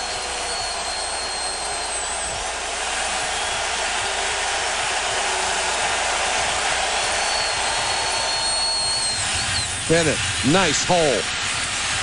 And Bennett pounds forward to the 38-yard line. He gets a first down. KBG on the tackle. He was a track star at Wisconsin. Won 4 Big Ten track titles there, indoor and outdoor, as a senior. and really with only that 1 year as a starter. And really, what this offense missed when Robert Smith retired as a running back was an explosive back, a guy who could go the distance. Michael Bennett now in his second year has that capability.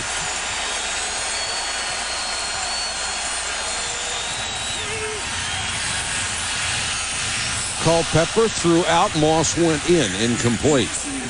Well, we talked to Michael Bennett yesterday, and we asked him, about Mike Vick down in Atlanta. Everybody started talking about he's the fastest back in pro football. He went, he said for a quarterback. He said for a quarterback he is. He said, but I'll tell you what, you line me up and I'll run against him. I'll beat him. Turnover's a big difference in this game so far. 2nd and 10. Bennett again, this time off the left side, got the corner. He's got another first down near midfield. Let's check in with Susie. When Bennett became the lead back, he had big shoes to fill and a lot of doubters. And last season was physically tough. He missed 3 games, and mentally tough. Missing those games, he said, actually gave him an unexpected break. In the offseason, he worked on speed and recognition, and then throughout this season, his biggest improvement has been vision, and you can see it in the numbers. The result, 4 100-yard games, and the running threat is back for the Vikings this year. And Susie, he's better than halfway there tonight. 55 yards on 11 carries. Spot the ball at midfield, another first down from Minnesota. And Culpepper again changes the play. You got the shot, you take it with Randy Moss. He's one-on-one. Mo Williams into the game for the first time, and he breaks it. Williams, 10 to the 6. Caught from behind by Bajabiamila. He ran down the speedy Mo Williams. Well, the thing about it is when Mo Williams went through the hole, there was arm tackling in. On a night like tonight, you cannot arm tackle. Take a look at when Mo Williams goes through this hole.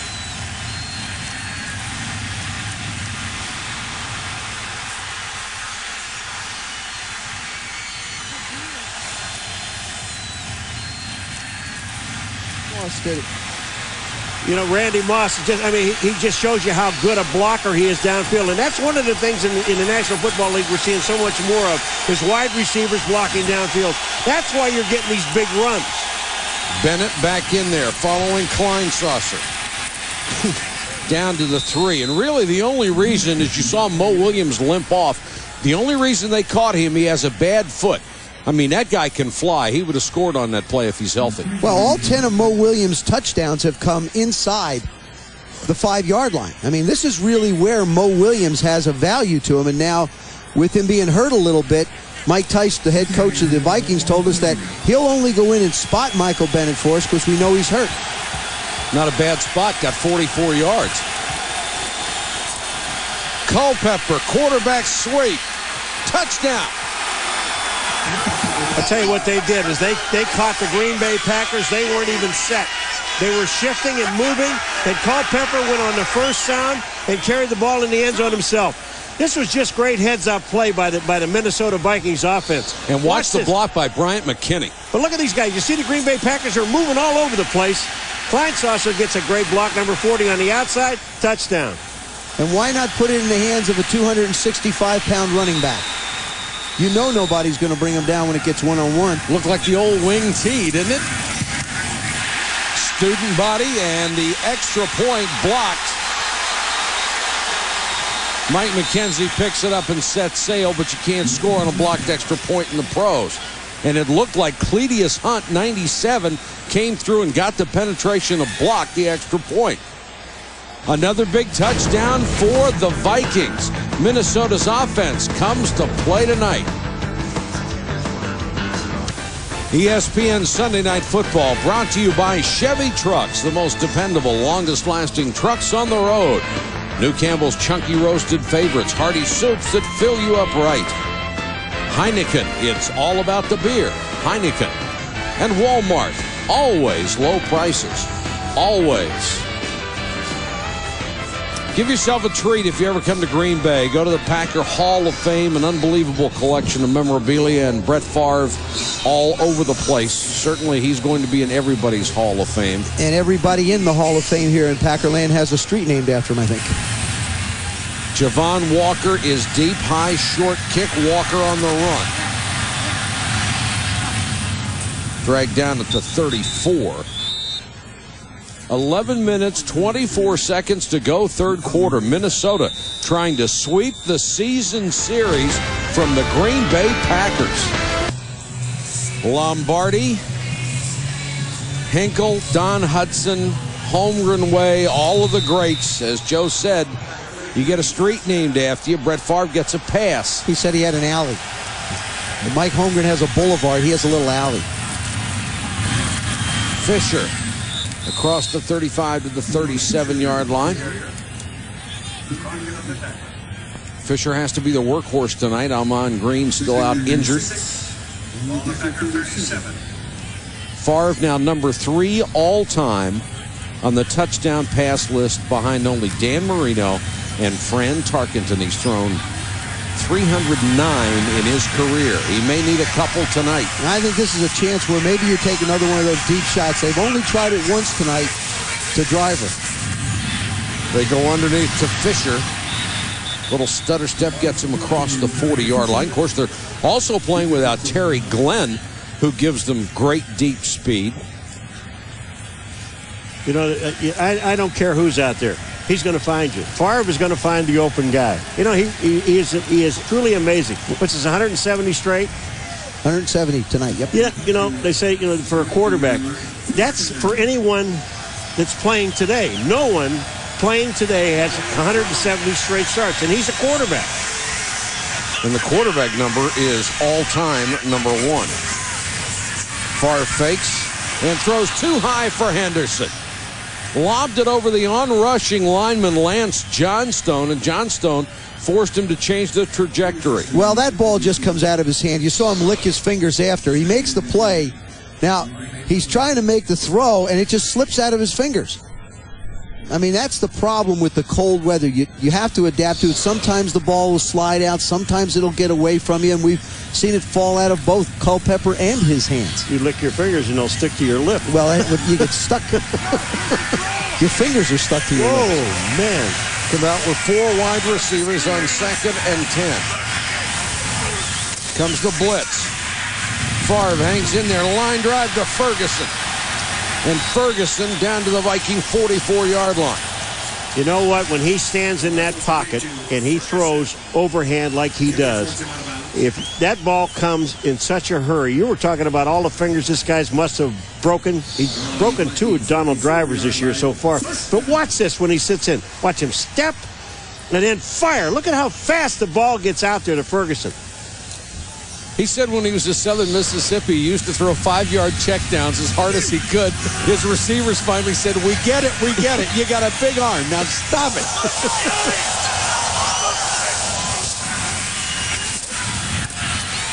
Ferguson again, what a catch, and Kelly was all over him. Eric Kelly has been all over the receiver 3 times, and Ferguson still caught it. When you think of this young receiving core, I mean, remember, they got rid of Antonio Freeman, Billy Schrader, and Corey Bradford. They got rid of all 3 receivers that were veterans, and they've gone with young guys, Robert Ferguson being one, Javon Walker another. This ball, he goes up to get behind. Remember, Brett Favre is rocketing that thing. Heck of a catch. First down, Packers. Fisher. Packers sweep. Down to the 22. Let's check in with Susie. Mike, so many quarterbacks in the NFL envy Brett Favre's stature. And while he agrees his comfort level is at an all-time high, he hasn't forgotten when he was questioned or when he was booed that it hasn't always been a cakewalk. As for that reckless abandon that he plays with, he says his style hasn't changed a great deal, but he doesn't run around as much just because he's wiser and he knows how to use the weapons around him better. But he still takes chances maybe too often, but it's always okay when you're winning, right?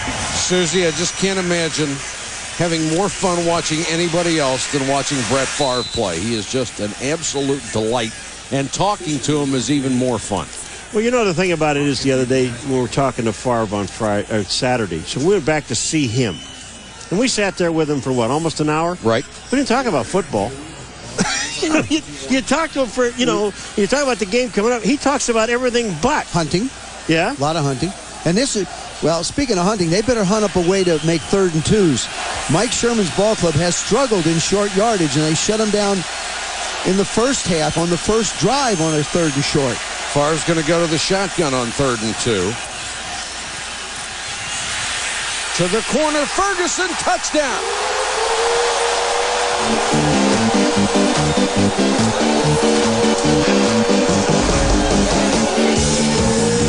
He beat Ronnie Bradford that time to the corner, and Brett Favre has thrown his 310th career scoring strike. Does he make that thing look so easy? Now, it's freezing out here, folks, and he just flipped it. Well, Ronnie Bradford was the one who got beat on the last pass that Robert Ferguson caught. Look how easy this is. Well, look at this. He slides. And he's going backwards. And the point after is good. Favre takes the 3rd quarter kickoff and drives it down the Vikings' throat for the score. Brett Favre gets his 310th career touchdown pass.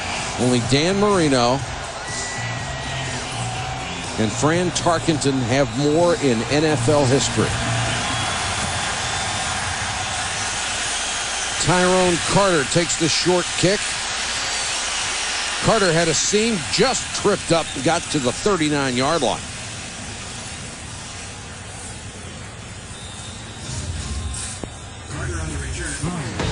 Randy Moss made the first big play of the game. He'll be looking for more. Become a football player, man, in this league. There's just certain stadiums that you gotta love. Lambeau, one of them, baby.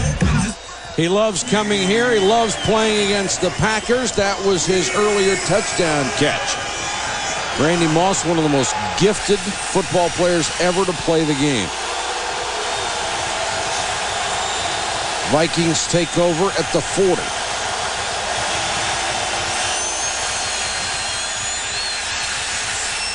And Culpepper throws this one too high, intended for Dwayne Bates. That's another one that slipped out. That thing was out of his hand. He had no control over it. Dante Culpepper's delivery creates problems because he's a push thrower, and the ball just squirted right out of his hand. We saw Dwayne Bates make a catch on a ball that squirted out. He steps, he doesn't load a lot, and it's just gone. You see it released so high. He's lucky he doesn't get it picked off.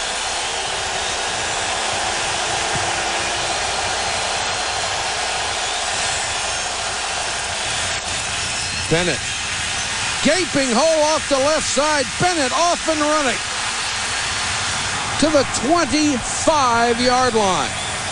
Finally stopped by Todd McBride, but it's a run of 35 yards. What a difference in this Minnesota offense, because it's 2nd down and 10, and you're going to run the ball. Look at the blocking at the line of scrimmage. It's absolutely perfect. Brian McKinney, number 74, just created a hole you could drive a truck through. Of course, he held out till the last possible moment to join the Minnesota Vikings as their number 1 pick. And they put him in as a starter in the 2nd game. Bennett goes off the left side again inside the 20.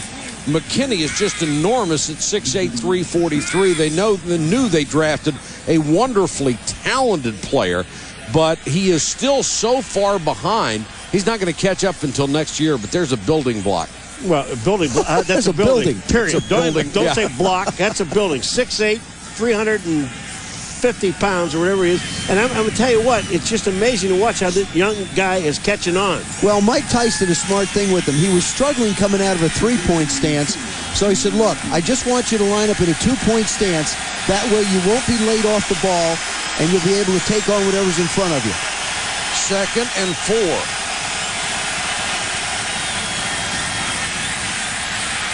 Culpepper tipped, intended for Kelly Campbell, but Mike McKenzie came across and tipped the ball, and it fell short of number 16. Boy, Mike McKenzie, you talk about timing the ball perfectly. Should have had the interception. Red Culpepper, look at this. He cut it off a little bit too short. If he'd have been a little bit deeper, it would have hit him right in the chest. We talk about Brett Favre throwing the football hard. I put Dante Culpepper up there with the fastballers as well. He's got a gun. Mo Williams is in for Minnesota on 3rd and 4. Culpepper under pressure. Tries to get Moss at the sideline, couldn't stay in bounds. Oh, what a catch, though.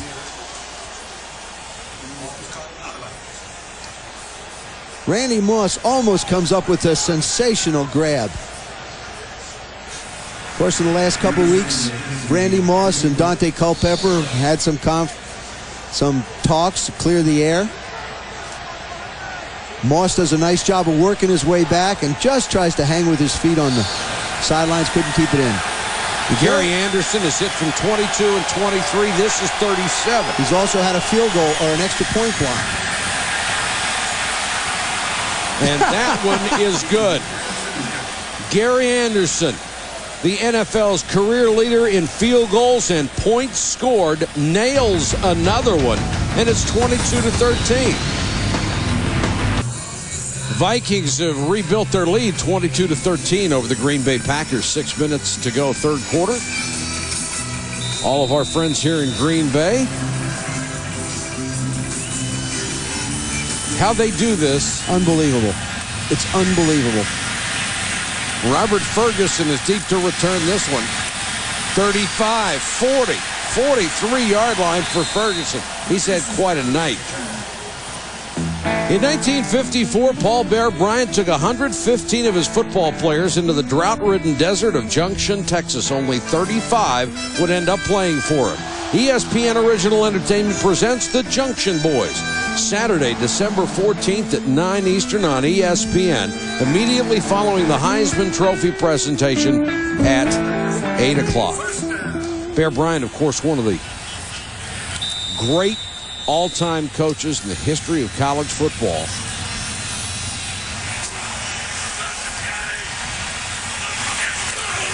First and 10, Green Bay. Shug Jordan was the head football coach at Auburn when Paul Bear Bryant was at Alabama. And they coached against each other in an all-star game, and they had a deal so it wouldn't get out of hand. They each wore hats. Shug Jordan says, if I take off my hat, we're down by 14. That means you run a vanilla defense and we score. Bears team goes up by 14. Shug takes off the hat. Bear scores again. It's 21-0. He takes off the hat. Nothing happens. 28-0. Finally, he's out to center of the field throwing the hat over at Bear, and he said, come on. Bear wanted to win, didn't he? Yes, he did. At all costs. Deal or no. And Bear wasn't going to take that hat off.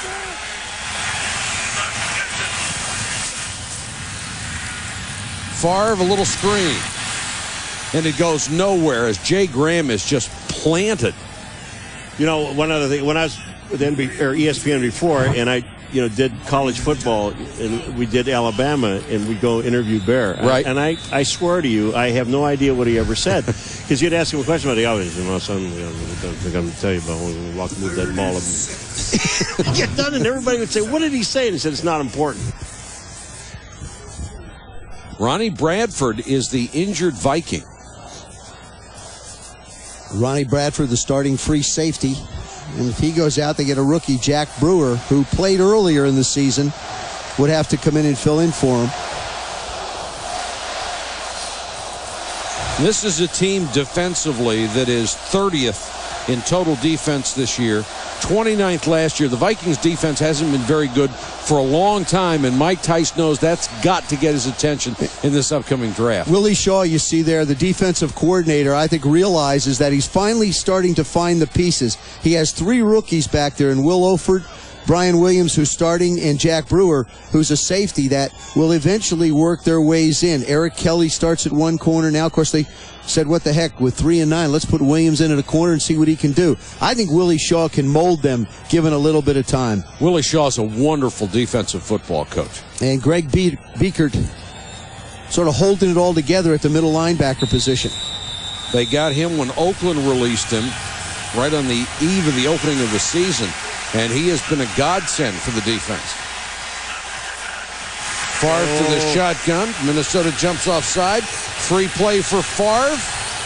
Underthrown and incomplete. Javon Walker had a step.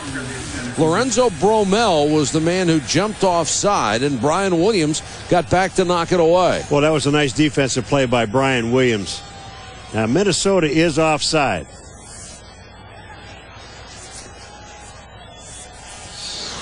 On the bottom of the screen, that's Bromell, number 91. It's offside. And Favre really knows he's got a free one here.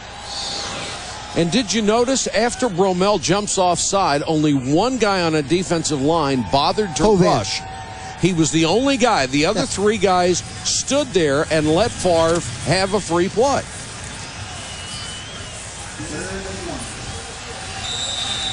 Third and a yard.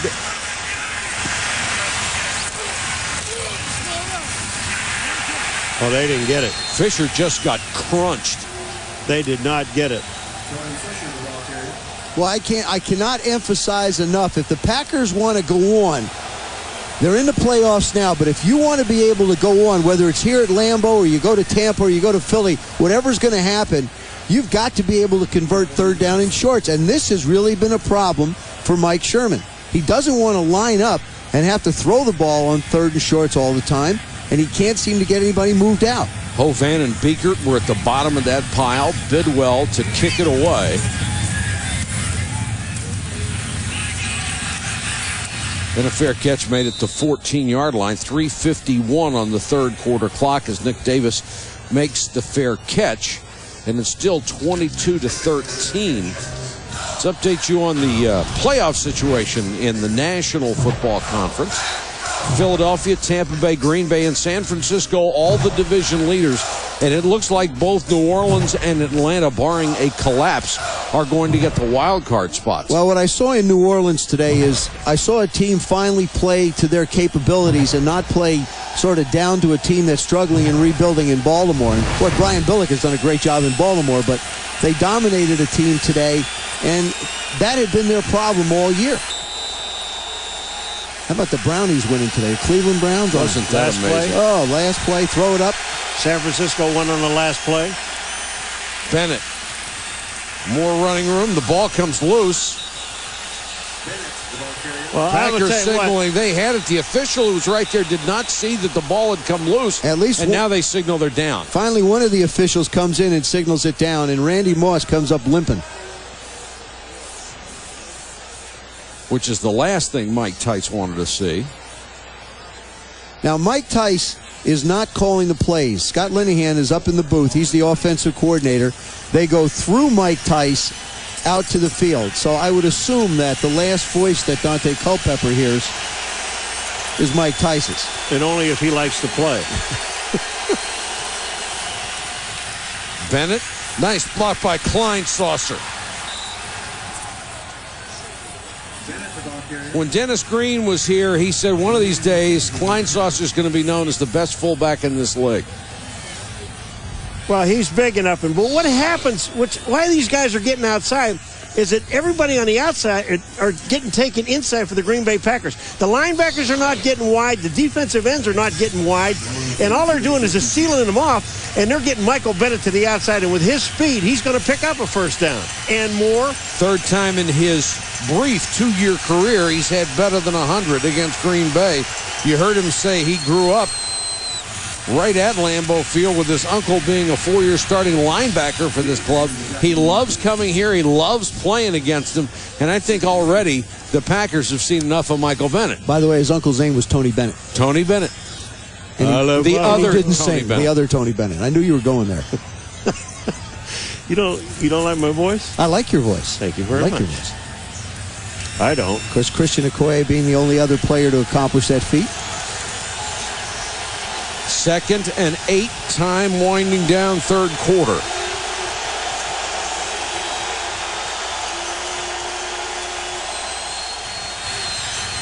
That one's tipped and incomplete. You know, it's been Minnesota's ability to run the football that has mounted in the scoring drives that they've had in the second half. Dante Culpepper has not been able to get a ball near a receiver. He was hot early, but they have shut him down since then. He's missed his last 8 passes. Hit his 8 out of his first 10. When he was warm. No, that was long ago. He's had a couple slip out. That one was batted, but they've been very effective running the football. And Randy Moss has got to have his presence felt again for this offense to be successful. 3rd and 8, Moss to the near side. Culpepper goes to Klein Saucer. Instead, he had his legs taken out from under him. A solid play by Matt Bowen, the backup safety, and he saved the first down. I'll tell you, this was an excellent tackle by Matt Bowen because you're outgunned because of Klein Saucer's size, and he hit him in the one place he had to hit him, and that's at low into his feet to knock his feet out from underneath him. Klein Saucer, a pretty nimble guy for a fullback who's 274. Bad kick. And picked up and down to the 33-yard line. A 29-yard punt, no return. Let's check in with Chris Berman. Boomer. Mike, 2 years ago, Terrell Owens was on the star. Today, he was the star for San Francisco and Dallas. This circus catch from Jeff Garcia then catches the game winner with 12 seconds to go. Steve Mariucci and the Niners, the champs of the NFC West, they win 31-27. Boomer, thanks very much. A remarkable finish for the 49ers. Congratulations to them on their division championship. I think two coaches that have done a remarkable job. Jim Fossil, who seems to always be on the hot seat in New York, with really a depleted defense they beat the Redskins. And Brian Billick's done an incredible job with a young football team in Baltimore. No Ray Lewis there. Pressure on Favre. Driver caught it, then couldn't hold it.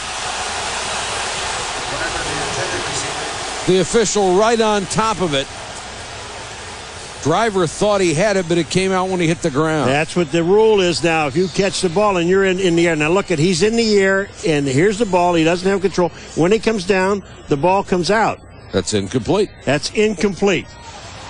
That was one that Brett Favre just sort of hung up and... they're going to challenge this, baby. I think they can, to be honest. You know what? Here's the thing now. I agree with you guys, okay? It is an incomplete pass. I believe it is. But I can see why they want to challenge it. They feel like he gains possession of it, then tries to do something in an athletic fashion, and the ball comes out when it hits the ground, causing a fumble going out of bounds. The way the rule reads... The pass is incomplete.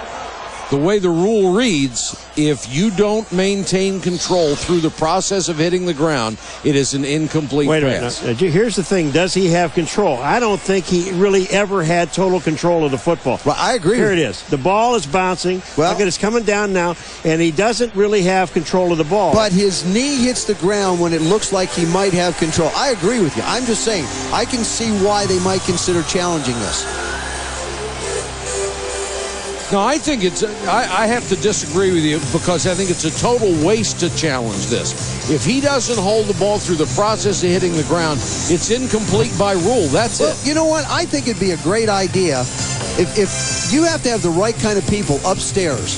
Go ahead, do your thing. Okay. I was just going to say, if you want to vote with us, log on to ESPN.com or NFL.com, click on the ETV logo, and you can play enhanced TV right along with us. You know, the other thing about it is that you have to make a football move when you come down. But his knee hits the ground.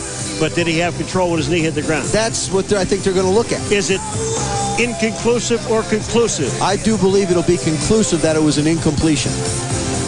After reviewing the play, as the player was coming to the ground, hit the ground, the ball came out, made an incomplete pass, ruling on the field stands. Green Bay will be charged with their first team timeout. And we will see later if that timeout comes into play. And that made a whole bunch of these duck hunters mad. They may be armed. Under all that stuff, they may be armed. Mike Tice, Dante Culpepper talking things over when they get the ball back. They've been very ineffective throwing the ball, the Vikings have, but very effective running it. The Packers have been just the opposite. Packers trail by 9. Fisher got it out to the 35 and no more. Tony Fisher, after last week's game when he filled in for Amon Green, had Brett Favre come up to him and said, "Today you grew up." He always knew he could play. Played wide receiver, fullback, running back at Notre Dame. Played a lot of different things. You talked about it, Mike. He was hurt a lot his senior year. And when they questioned his toughness, he said, I'll tell you what, I can go back and have you look at some games. I gained almost 200 yards against Boston College. I can play. Didn't Boston College beat Notre Dame this year? You always got to bring those things up, don't you? Fisher, that time, got ahead of his blockers. That wasn't set up very well. And Corey Chavis came from the safety spot to make a solid tackle. He's excited about moving from the corner to safety. He likes to hit people. And one of the brightest guys around. That is the end of the third quarter. The Vikings continue to lead the Packers 22-13. Chris Hovan in his emotion. Dante Culpepper with his athletic ability to get a touchdown. Green Bay fighting for its playoff life tonight. They are going for home field advantage throughout the playoffs, and right now they trail by 9 to the Minnesota Vikings with 15 minutes to go from Lambeau Field. Fourth down, the Packers have to punt it away, and they still have all these people at the other end of the field. They're running a little promotion, and the folks are too cold to sprint off the field. They are walking very slowly. We just got a weather update. They said it actually went up 2 degrees. It is now a balmy 7. Oh, that's beautiful. Taking that hat a long time to get off the field. Had to wait for the hat to move, the Mad Hatter to move. Nick Davis is the deep man. Makes a late fair catch signal inside the 25-yard line. Let's go to Susie. Guys, it's been a frustrating rookie season for head coach Mike Tice, who calls the Vikings the almost team. They almost win each week. 6 of the 9 losses by a touchdown or less. He said the key is to stay the course, and they have to keep their intensity up for a full 60 minutes. That's what they haven't been able to do. 1 more quarter to go. Guys, you think they can hang on tonight? Hey, Susie, your lips are blue. Suze, we don't care about the players. We're just proud of you. Your lips are absolutely purple and blue. Oh, boy.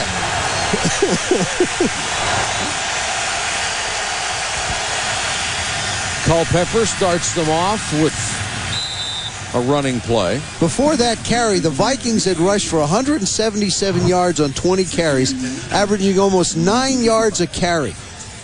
Why throw it? Michael Bennett, well, because you're going to have to get some first downs, and you don't want to throw the ball back into the hands of Brett Favre. You only have a 9-point lead with that extra point being missed. And special teams has just haunted the Minnesota Vikings. Blocked punts, blocked field goals, missed extra points. And Randy Moss has disappeared from this offense. Mo Williams was checked in as a running back. Culpepper to throw, blitz coming. And that may draw a flag because Kleinsaucer went down in a heap with Niall Diggs. Diggs remains down, and no penalty marker. They must have had an incidental tangle. I thought Niall Diggs just flat tackled Kleinsaucer. Jim Kleinsaucer is trying to work up the field against Diggs, and it looks like he's just got him locked up. Diggs hurt his wrist on the way down. Watch the right part of your screen. You look. Oh, jeez. I just thought he tackled him. Looked like it. Now 3rd and 9.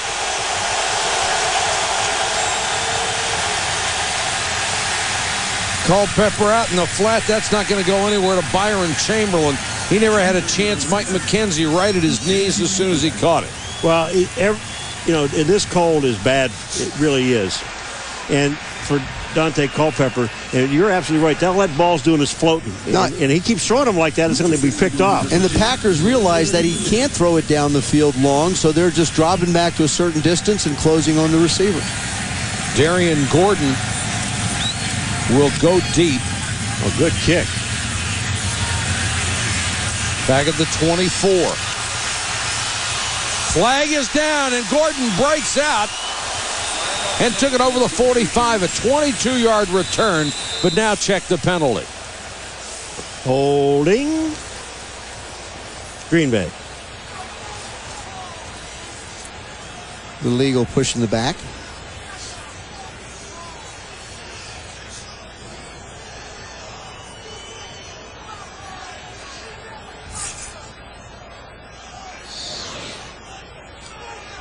There's number 24 is Antoine Edwards. That's holding. That would qualify. I would think so. When you it's have a little bit more than that little push in the back. Yeah, when you get part of the jersey. Play for blocking the player in the back. Well, why did you call it then? I guess what I don't understand is if an official sees what he thinks is a penalty and throws a flag, who talked him out of it not being a penalty? Night Football brought to you by Toyota. Get the feeling. Motorola, bringing intelligence everywhere. Hello, Moto. And Best Buy. For the latest technology, turn on the fun at Best Buy. I want to get the feeling back in my feet. Yeah.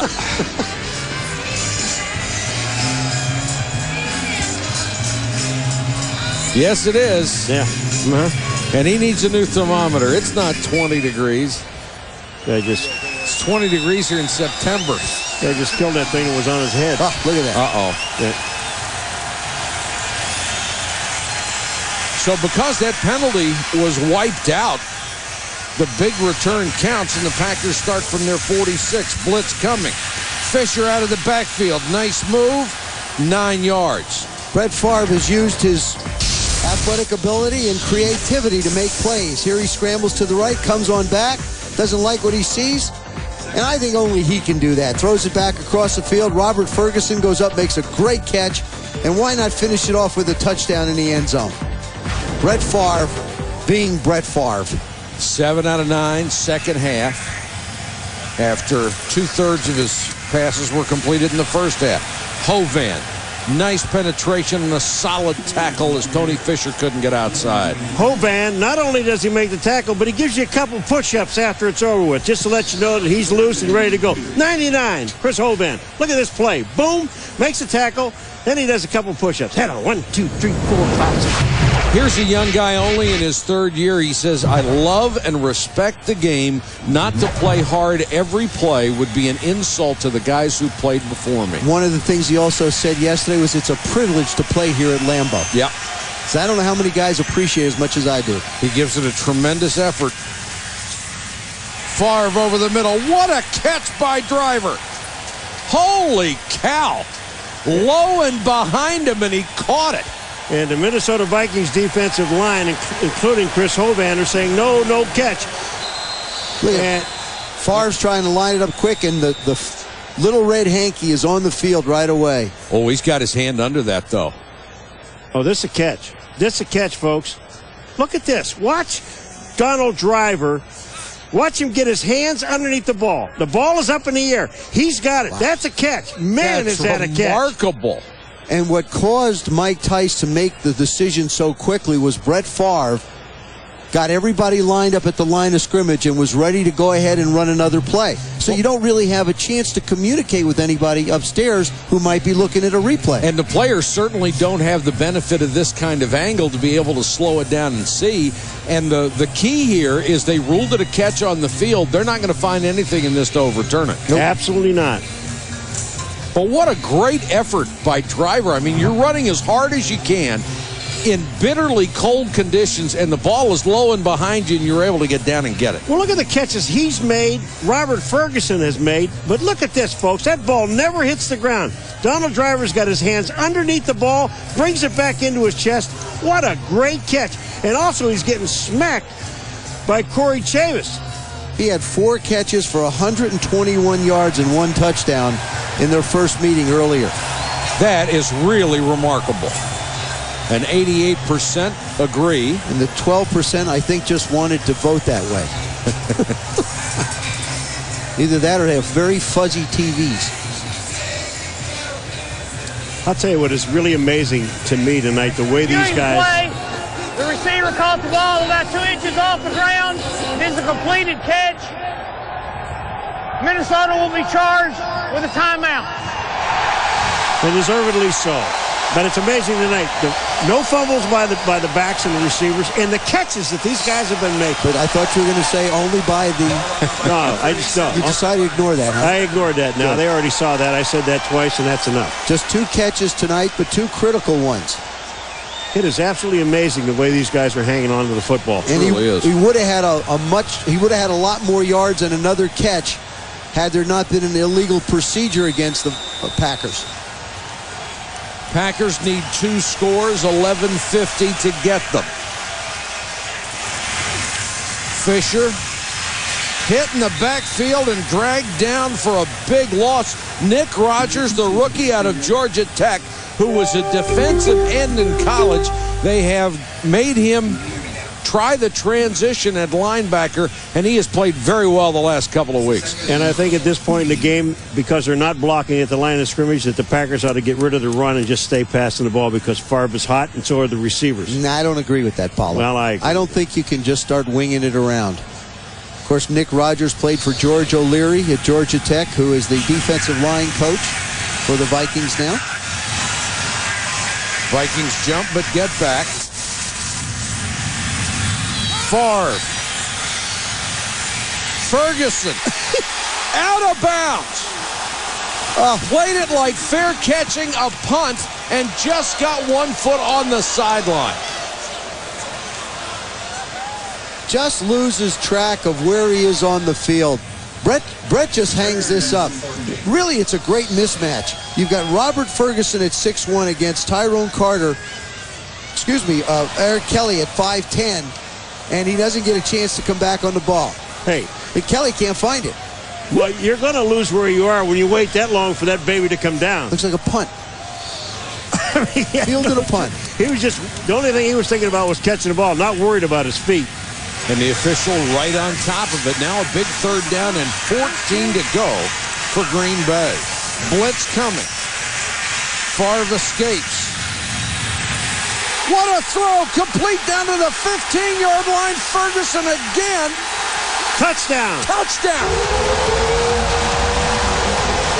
What a play by Favre. Are you kidding? He ducked under Tyrone Carter. It got back out and saw Ferguson coming across the middle. That's absolutely incredible. Oh, he had that look coming out of the huddle that this was going to be something special. From the left side of your screen, here comes the blitz. He fakes it out, and then he just wings it right in the middle. Look at the catch by Robert Ferguson, and then stretches to get it in the end zone. He has set such a tremendous standard for himself. He said it's more and more difficult every week to go out and be Brett Favre. Not tonight. Yeah, he's doing a good job of being himself. Look at him. Incredible. Just incredible. What a catch. You know the thing about him? He's having more fun than anybody in the stadium or on the field. Nobody has more fun during the game than he does. And the extra point will pull them to within 2. Well, now. 10:48 to go from frozen Lambeau Field. We got a ball game.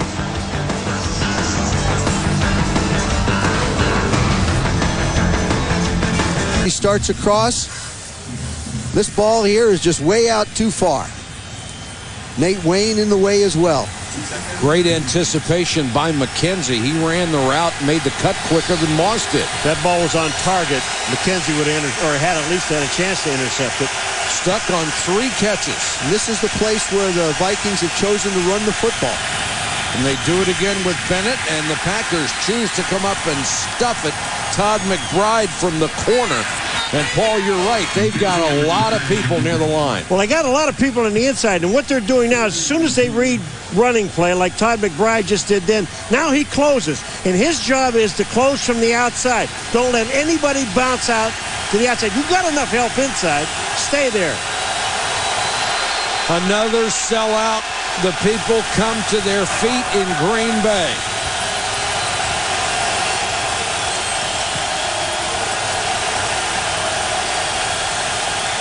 Third and 10 for Culpepper.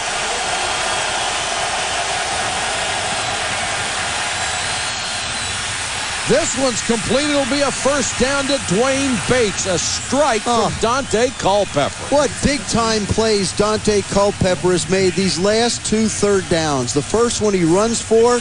This one he hangs in the pocket. And David Dixon, number 71.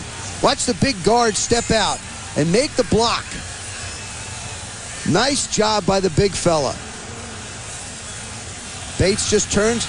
He's really complimented Randy Moss in this one. Randy Moss only having 3 early catches, but Dwayne Bates has been the guy that stepped up big for the Vikings. And that Minnesota offensive line has done a whale of a job, both run blocking and protecting Culpepper. You can almost guarantee another run here. Mo Williams. Nothing. But this is working a lot of time off the clock. We're down to 6:44 and counting. I think something to keep in mind, we've seen the success that the Minnesota Vikings have had running the football. Remember, Gilbert Brown is not playing, and he is a big part of what that defense is able to do up front. Rod Walker not near as big as Gilbert Brown. Who is? Bryant McKinney. No, he's taller. He is round. Okay. 2nd and 9.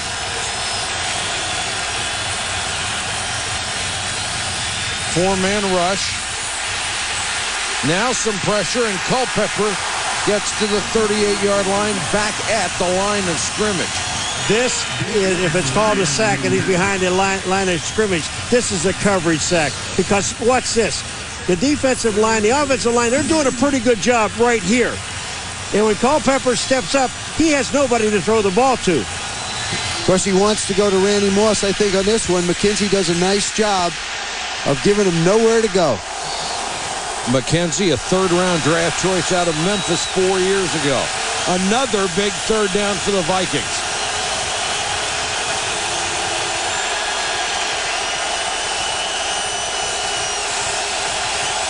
Packers show blitz.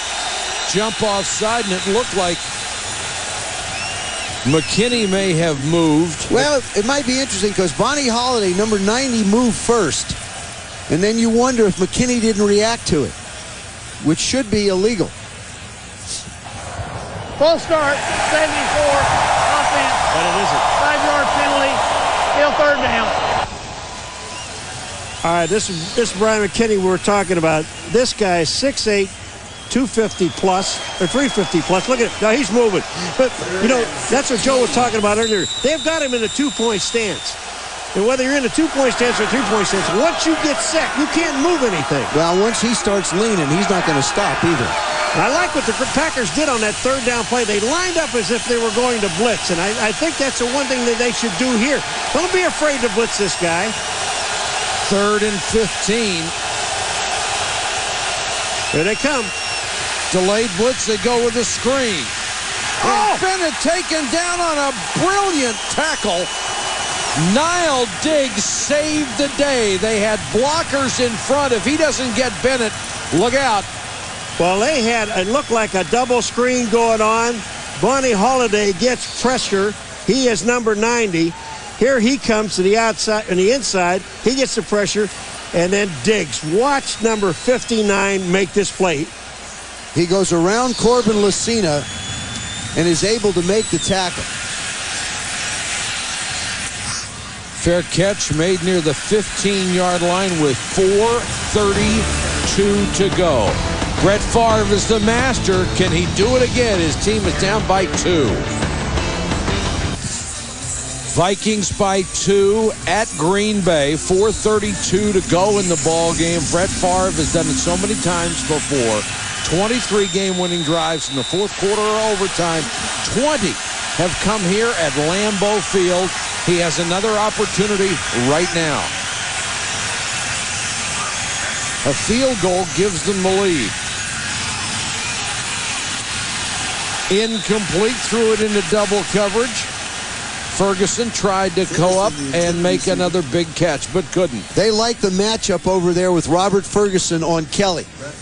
They figure, why not? Let it fly. He's made a couple of plays before. Eric Kelly is pressing him. He doesn't look back for the ball until late. Robert Ferguson can't quite make a play on it. And Kelly really hasn't been beaten on anything all night long. He's been right there. The one thing you don't have to worry about with Brett Favre is taking off and running with it. You know he's just going to buy time. Draw play. And it looked like Fisher just lost his balance and tripped, but he dives out near the sticks. They have to reach the 25 for a first down. Now they'll now mark it back at about the 23 and a half. All right, let me ask you this. Tony Fisher would have had first down easy if he doesn't trip up. Let's say they don't get anything on this, and it's fourth down and a yard. I'll tell you what, you kick the ball because you have 2 timeouts, and really, what has Minnesota done? Right, not much. I agree. Just wanted to pose the question to you, Professor. Pose it. It's been posed.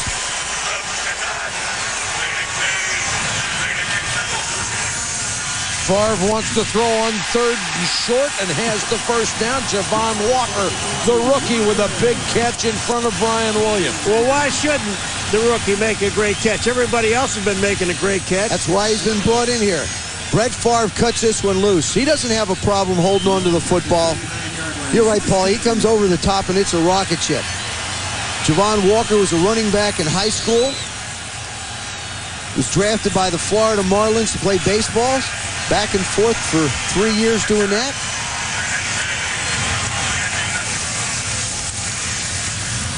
Favre double clutch. It was tipped twice. Intended for Fisher and falls harmlessly incomplete. I think he could have got it to him the first time without double pumping.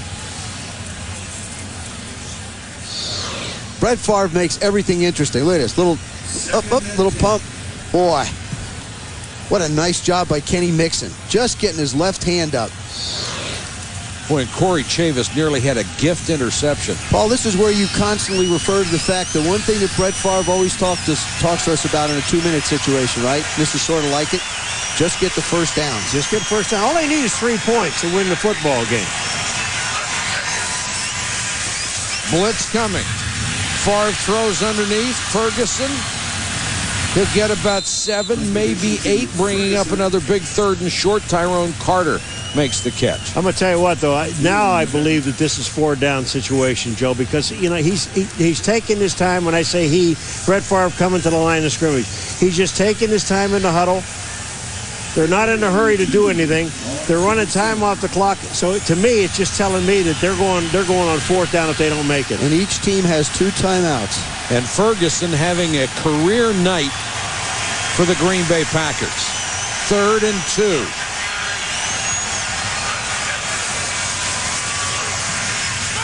Favre throws long. Sharper. There's a flag. Intercepted. Now we'll check the penalty. It would be Sharper's 3rd pick of the year.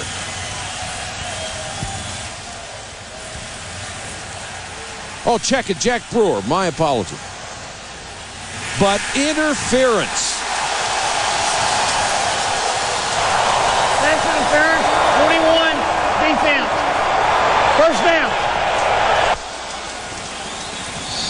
Corey Chavis, number 21 on Donald Driver. Well, he's holding him right by the shoulder pad. That's a good call. They're pushing each other. Actually, each one has an arm on one another. Brewer does a nice job of going up and making the play. And Mike Tice talked about his football team being able to play 60 minutes. He said, we've been able to play 56, but 60 hasn't been in the stars for us. That was a 28-yard penalty. Fisher hit in the backfield and dragged down for a loss. Nice play by Big Fred Robbins. And that is going to take us to the 2-minute warning. The Packers can take the lead with a field goal. They're getting close. Average margin of victory is 1.4 points. Right now it's 2. The Packers going for a field goal, perhaps, and a 1-point lead. But right now Brett Favre is thinking touchdown.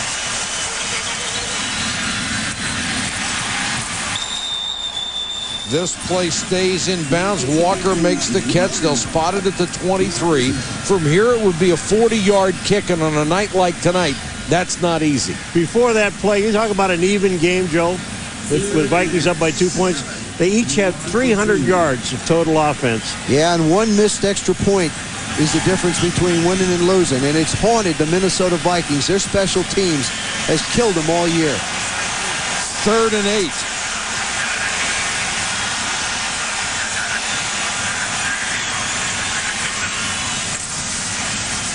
Four-man rush. Now Favre has to scramble. Dives and banged out of bounds. They'll mark it inside the 15-yard line, which is right at the sticks. He got it. Lorenzo Bromell nailed him, but Favre took the punishment to get the first down. Boy, he almost gets sacked. Watch this. Watch how close he is to being sacked. Right there. And then the dive. Mike Flanagan, number 58, did a good job of keeping Lance Johnstone away from him.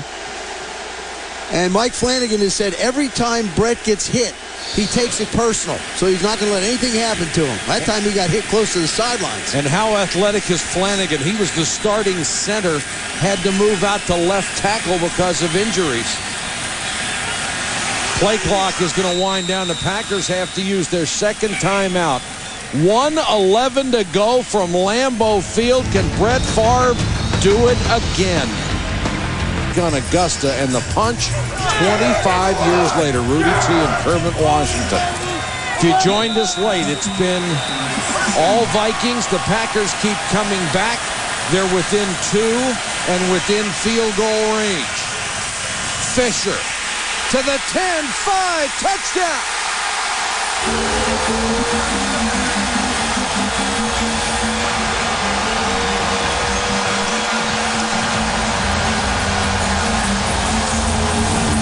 And now they will go for 2. Was that a great call? Was that a great call? I mean, he took a timeout, Favre, because the clock was running down. They went to the sidelines, and they decided to run a play. That's only the second running play that they've run since they said they were going to throw the ball from here on out. The other one was a drawback here. Tom Rossley, the offensive coordinator, he never gave up on running the football. He showed a lot of patience through this second half, even though the Packers have been down through this entire game until this moment. Ironically, scoring with 1:06 to go on the clock leaves Minnesota with 1:06 and 2 timeouts. Under normal conditions, you'd say it would be fine, but the problems that Dante Culpepper has had holding onto the football, I don't know if it's enough. High snap, Favre will take off, and he won't make it, buried at the 3-yard line. But really, that play is insignificant. Minnesota's going to need a touchdown to win anyway. Well, this is it's a handoff, a long handoff to Fisher. Watch this. But the blocking is just superb. They get blocking to the outside, and that is unbelievable. Tony Fisher, the rookie, gets to make the Lambeau leap, filling in for the injured Amon Green. And watch Favre. Totally in charge. No, that's not peace, folks. That means we're going for 2. And peace to you, too. Boy, he just has a walk and a stroll about him that is special. He's a remarkable player. Tony Fisher talked about playing at the University of Notre Dame and what a great experience it was with a storied tradition, and now coming here with the Packers and having that same type of a feeling, and then being able to leap into the stands with the Lambeau leap. He gets the best of both worlds, doesn't he? He really does. Said he thought he graduated in May, but the toughest part of this game has been the mental part. He's continuing to study and been a good student at it. Now it's Randy's turn and Dante's to see if they can come back. And Randy Moss has been shut out since that quick start. 3 catches, 25 yards, and a touchdown. They haven't been able to get the ball to him since then. Carter from the 15. Taken down to the 34. In 1954, Bear Bryant took 115 football players into the drought-ridden desert of Junction, Texas. Only 35 would survive the experience to play for him. ESPN Original Entertainment presents The Junction Boys, Saturday, December 14th at 9 Eastern on ESPN, immediately following the Heisman Trophy presentation, which comes your way at 8 o'clock. The Junction Boys. Man, I bet that was brutal. What he put those guys through. Wouldn't mind being in a desert in Texas right now. No. Warm weather wouldn't hurt us. Bowen was the injured player. Dante Culpepper has a chance to come out and lead his ball club. He's made some good throws to Dwayne Bates. I think that they've got to find a way to get the ball in the hands of Randy Moss a little bit. Some way, somehow, up the field. Then now if you're the Green Bay Packers, do you go to the prevent defense or do you keep pressure on Dante? I always think the prevent defense prevents you from winning. So, no, if you've done something for 59 minutes and you're ahead now, don't stop doing it. Don't let Dante Culpepper run around and beat you. Moss had a spectacular first quarter. They have thrown the ball at him only 4 times since then. No catches. 2 timeouts for the Vikings. 1:01 on the clock. 4-man rush. They want the screen, can't get it. Now Culpepper goes to the other side. Boy, the Packers sniffed that one out perfectly, and Bennett taken down by Vonnie Holiday. They played it beautifully. There's a double screen on. They had screens to both sides of the field. Culpepper decided to throw it. He'd have been better off throwing the ball away. And nobody rushed him. No. Because the clock continues to run. Bajabiamila from behind didn't get there. Moss just overthrown. And we got a flag on this play. There is a marker down, and it will go against the Vikings. McKenzie is underneath Moss. Now he's up on top. Dante just puts the ball out too far. Well, you have to be impressed with what McKenzie has done tonight against Randy Moss. Offense, 10 yards, penalty, still second down. You know what I don't understand is after they completed the first pass on that screen that didn't go anywhere, why didn't they use one of their timeouts? Good question. And, you know, I'm not a big fan of the shotgun in the 2-minute either. I think you waste time trying to get the ball back. You get up under center and run your 2 minutes from under the center. If you're in a situation like this where time is not in your favor. Minnesota needs a touchdown. Bajabiamila on the pressure, and there he got it the second time. The ball is loose. The Packers had it. The Vikings may have gotten it back with 15 seconds on the clock.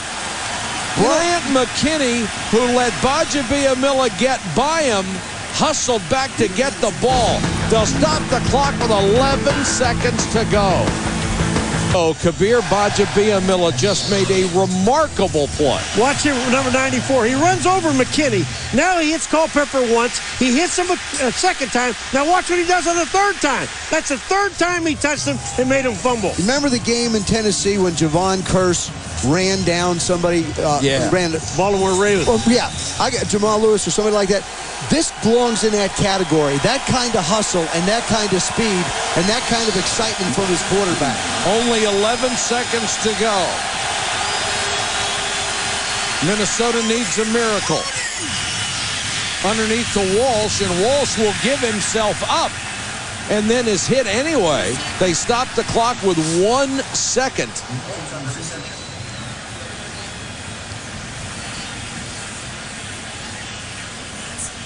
The Vikings were a problem for Brett Favre, and for about 56 minutes tonight, they were still a problem for him.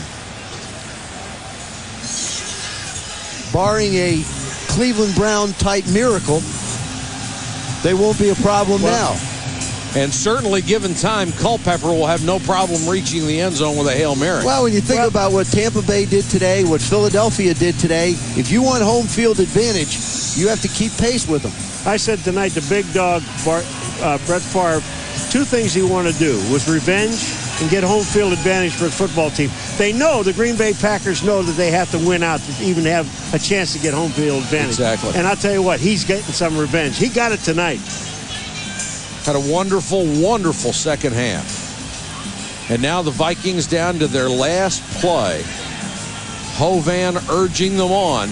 Well, what happened on that last play is which I don't like, is the fact that the Packers only rushed 2 guys. In the middle, the tackle in the middle was playing as a spy at the line of scrimmage.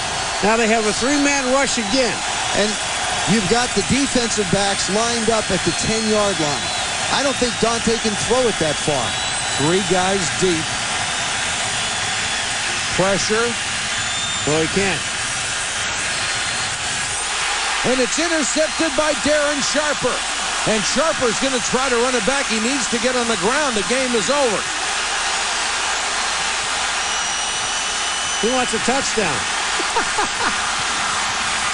Sharper runs into his own man and goes down at the 17-yard line. That's the ball game.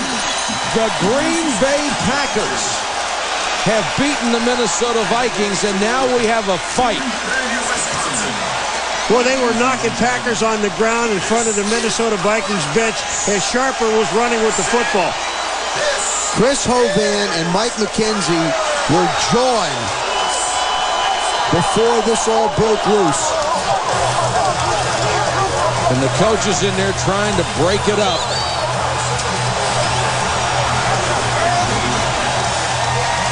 Mike Tice is as big as any of these guys. Well, he's trying to break it up. Sorry, Mike, but I just looked as Sharper was running. I looked to the Minnesota bench. There were 2 Packers that hit the deck over there. Somebody had knocked him off the bench and knocked him down. Well, if they came off the bench and hit somebody, there will be a huge fine, and you would guess a suspension. There's Chris Hovan. Don't go in those stands, man. Yep. There's what happens there. That's Kleinsasser. Comes off and whacks Anderson. And, you know, then look at Tice in the middle of all that thing trying to break this thing up. An ugly scene at the end of the game, but a marvelous performance by the Green Bay Packers to come from behind and beat the Minnesota Vikings 26-22. They go to 10-3. The final, the Packers 26, the Vikings 22. For Joe Theismann, Paul McGuire, Susie Colbert, our entire ESPN crew, this is Mike Patrick saying goodnight from Lambeau. This has been a presentation of ESPN.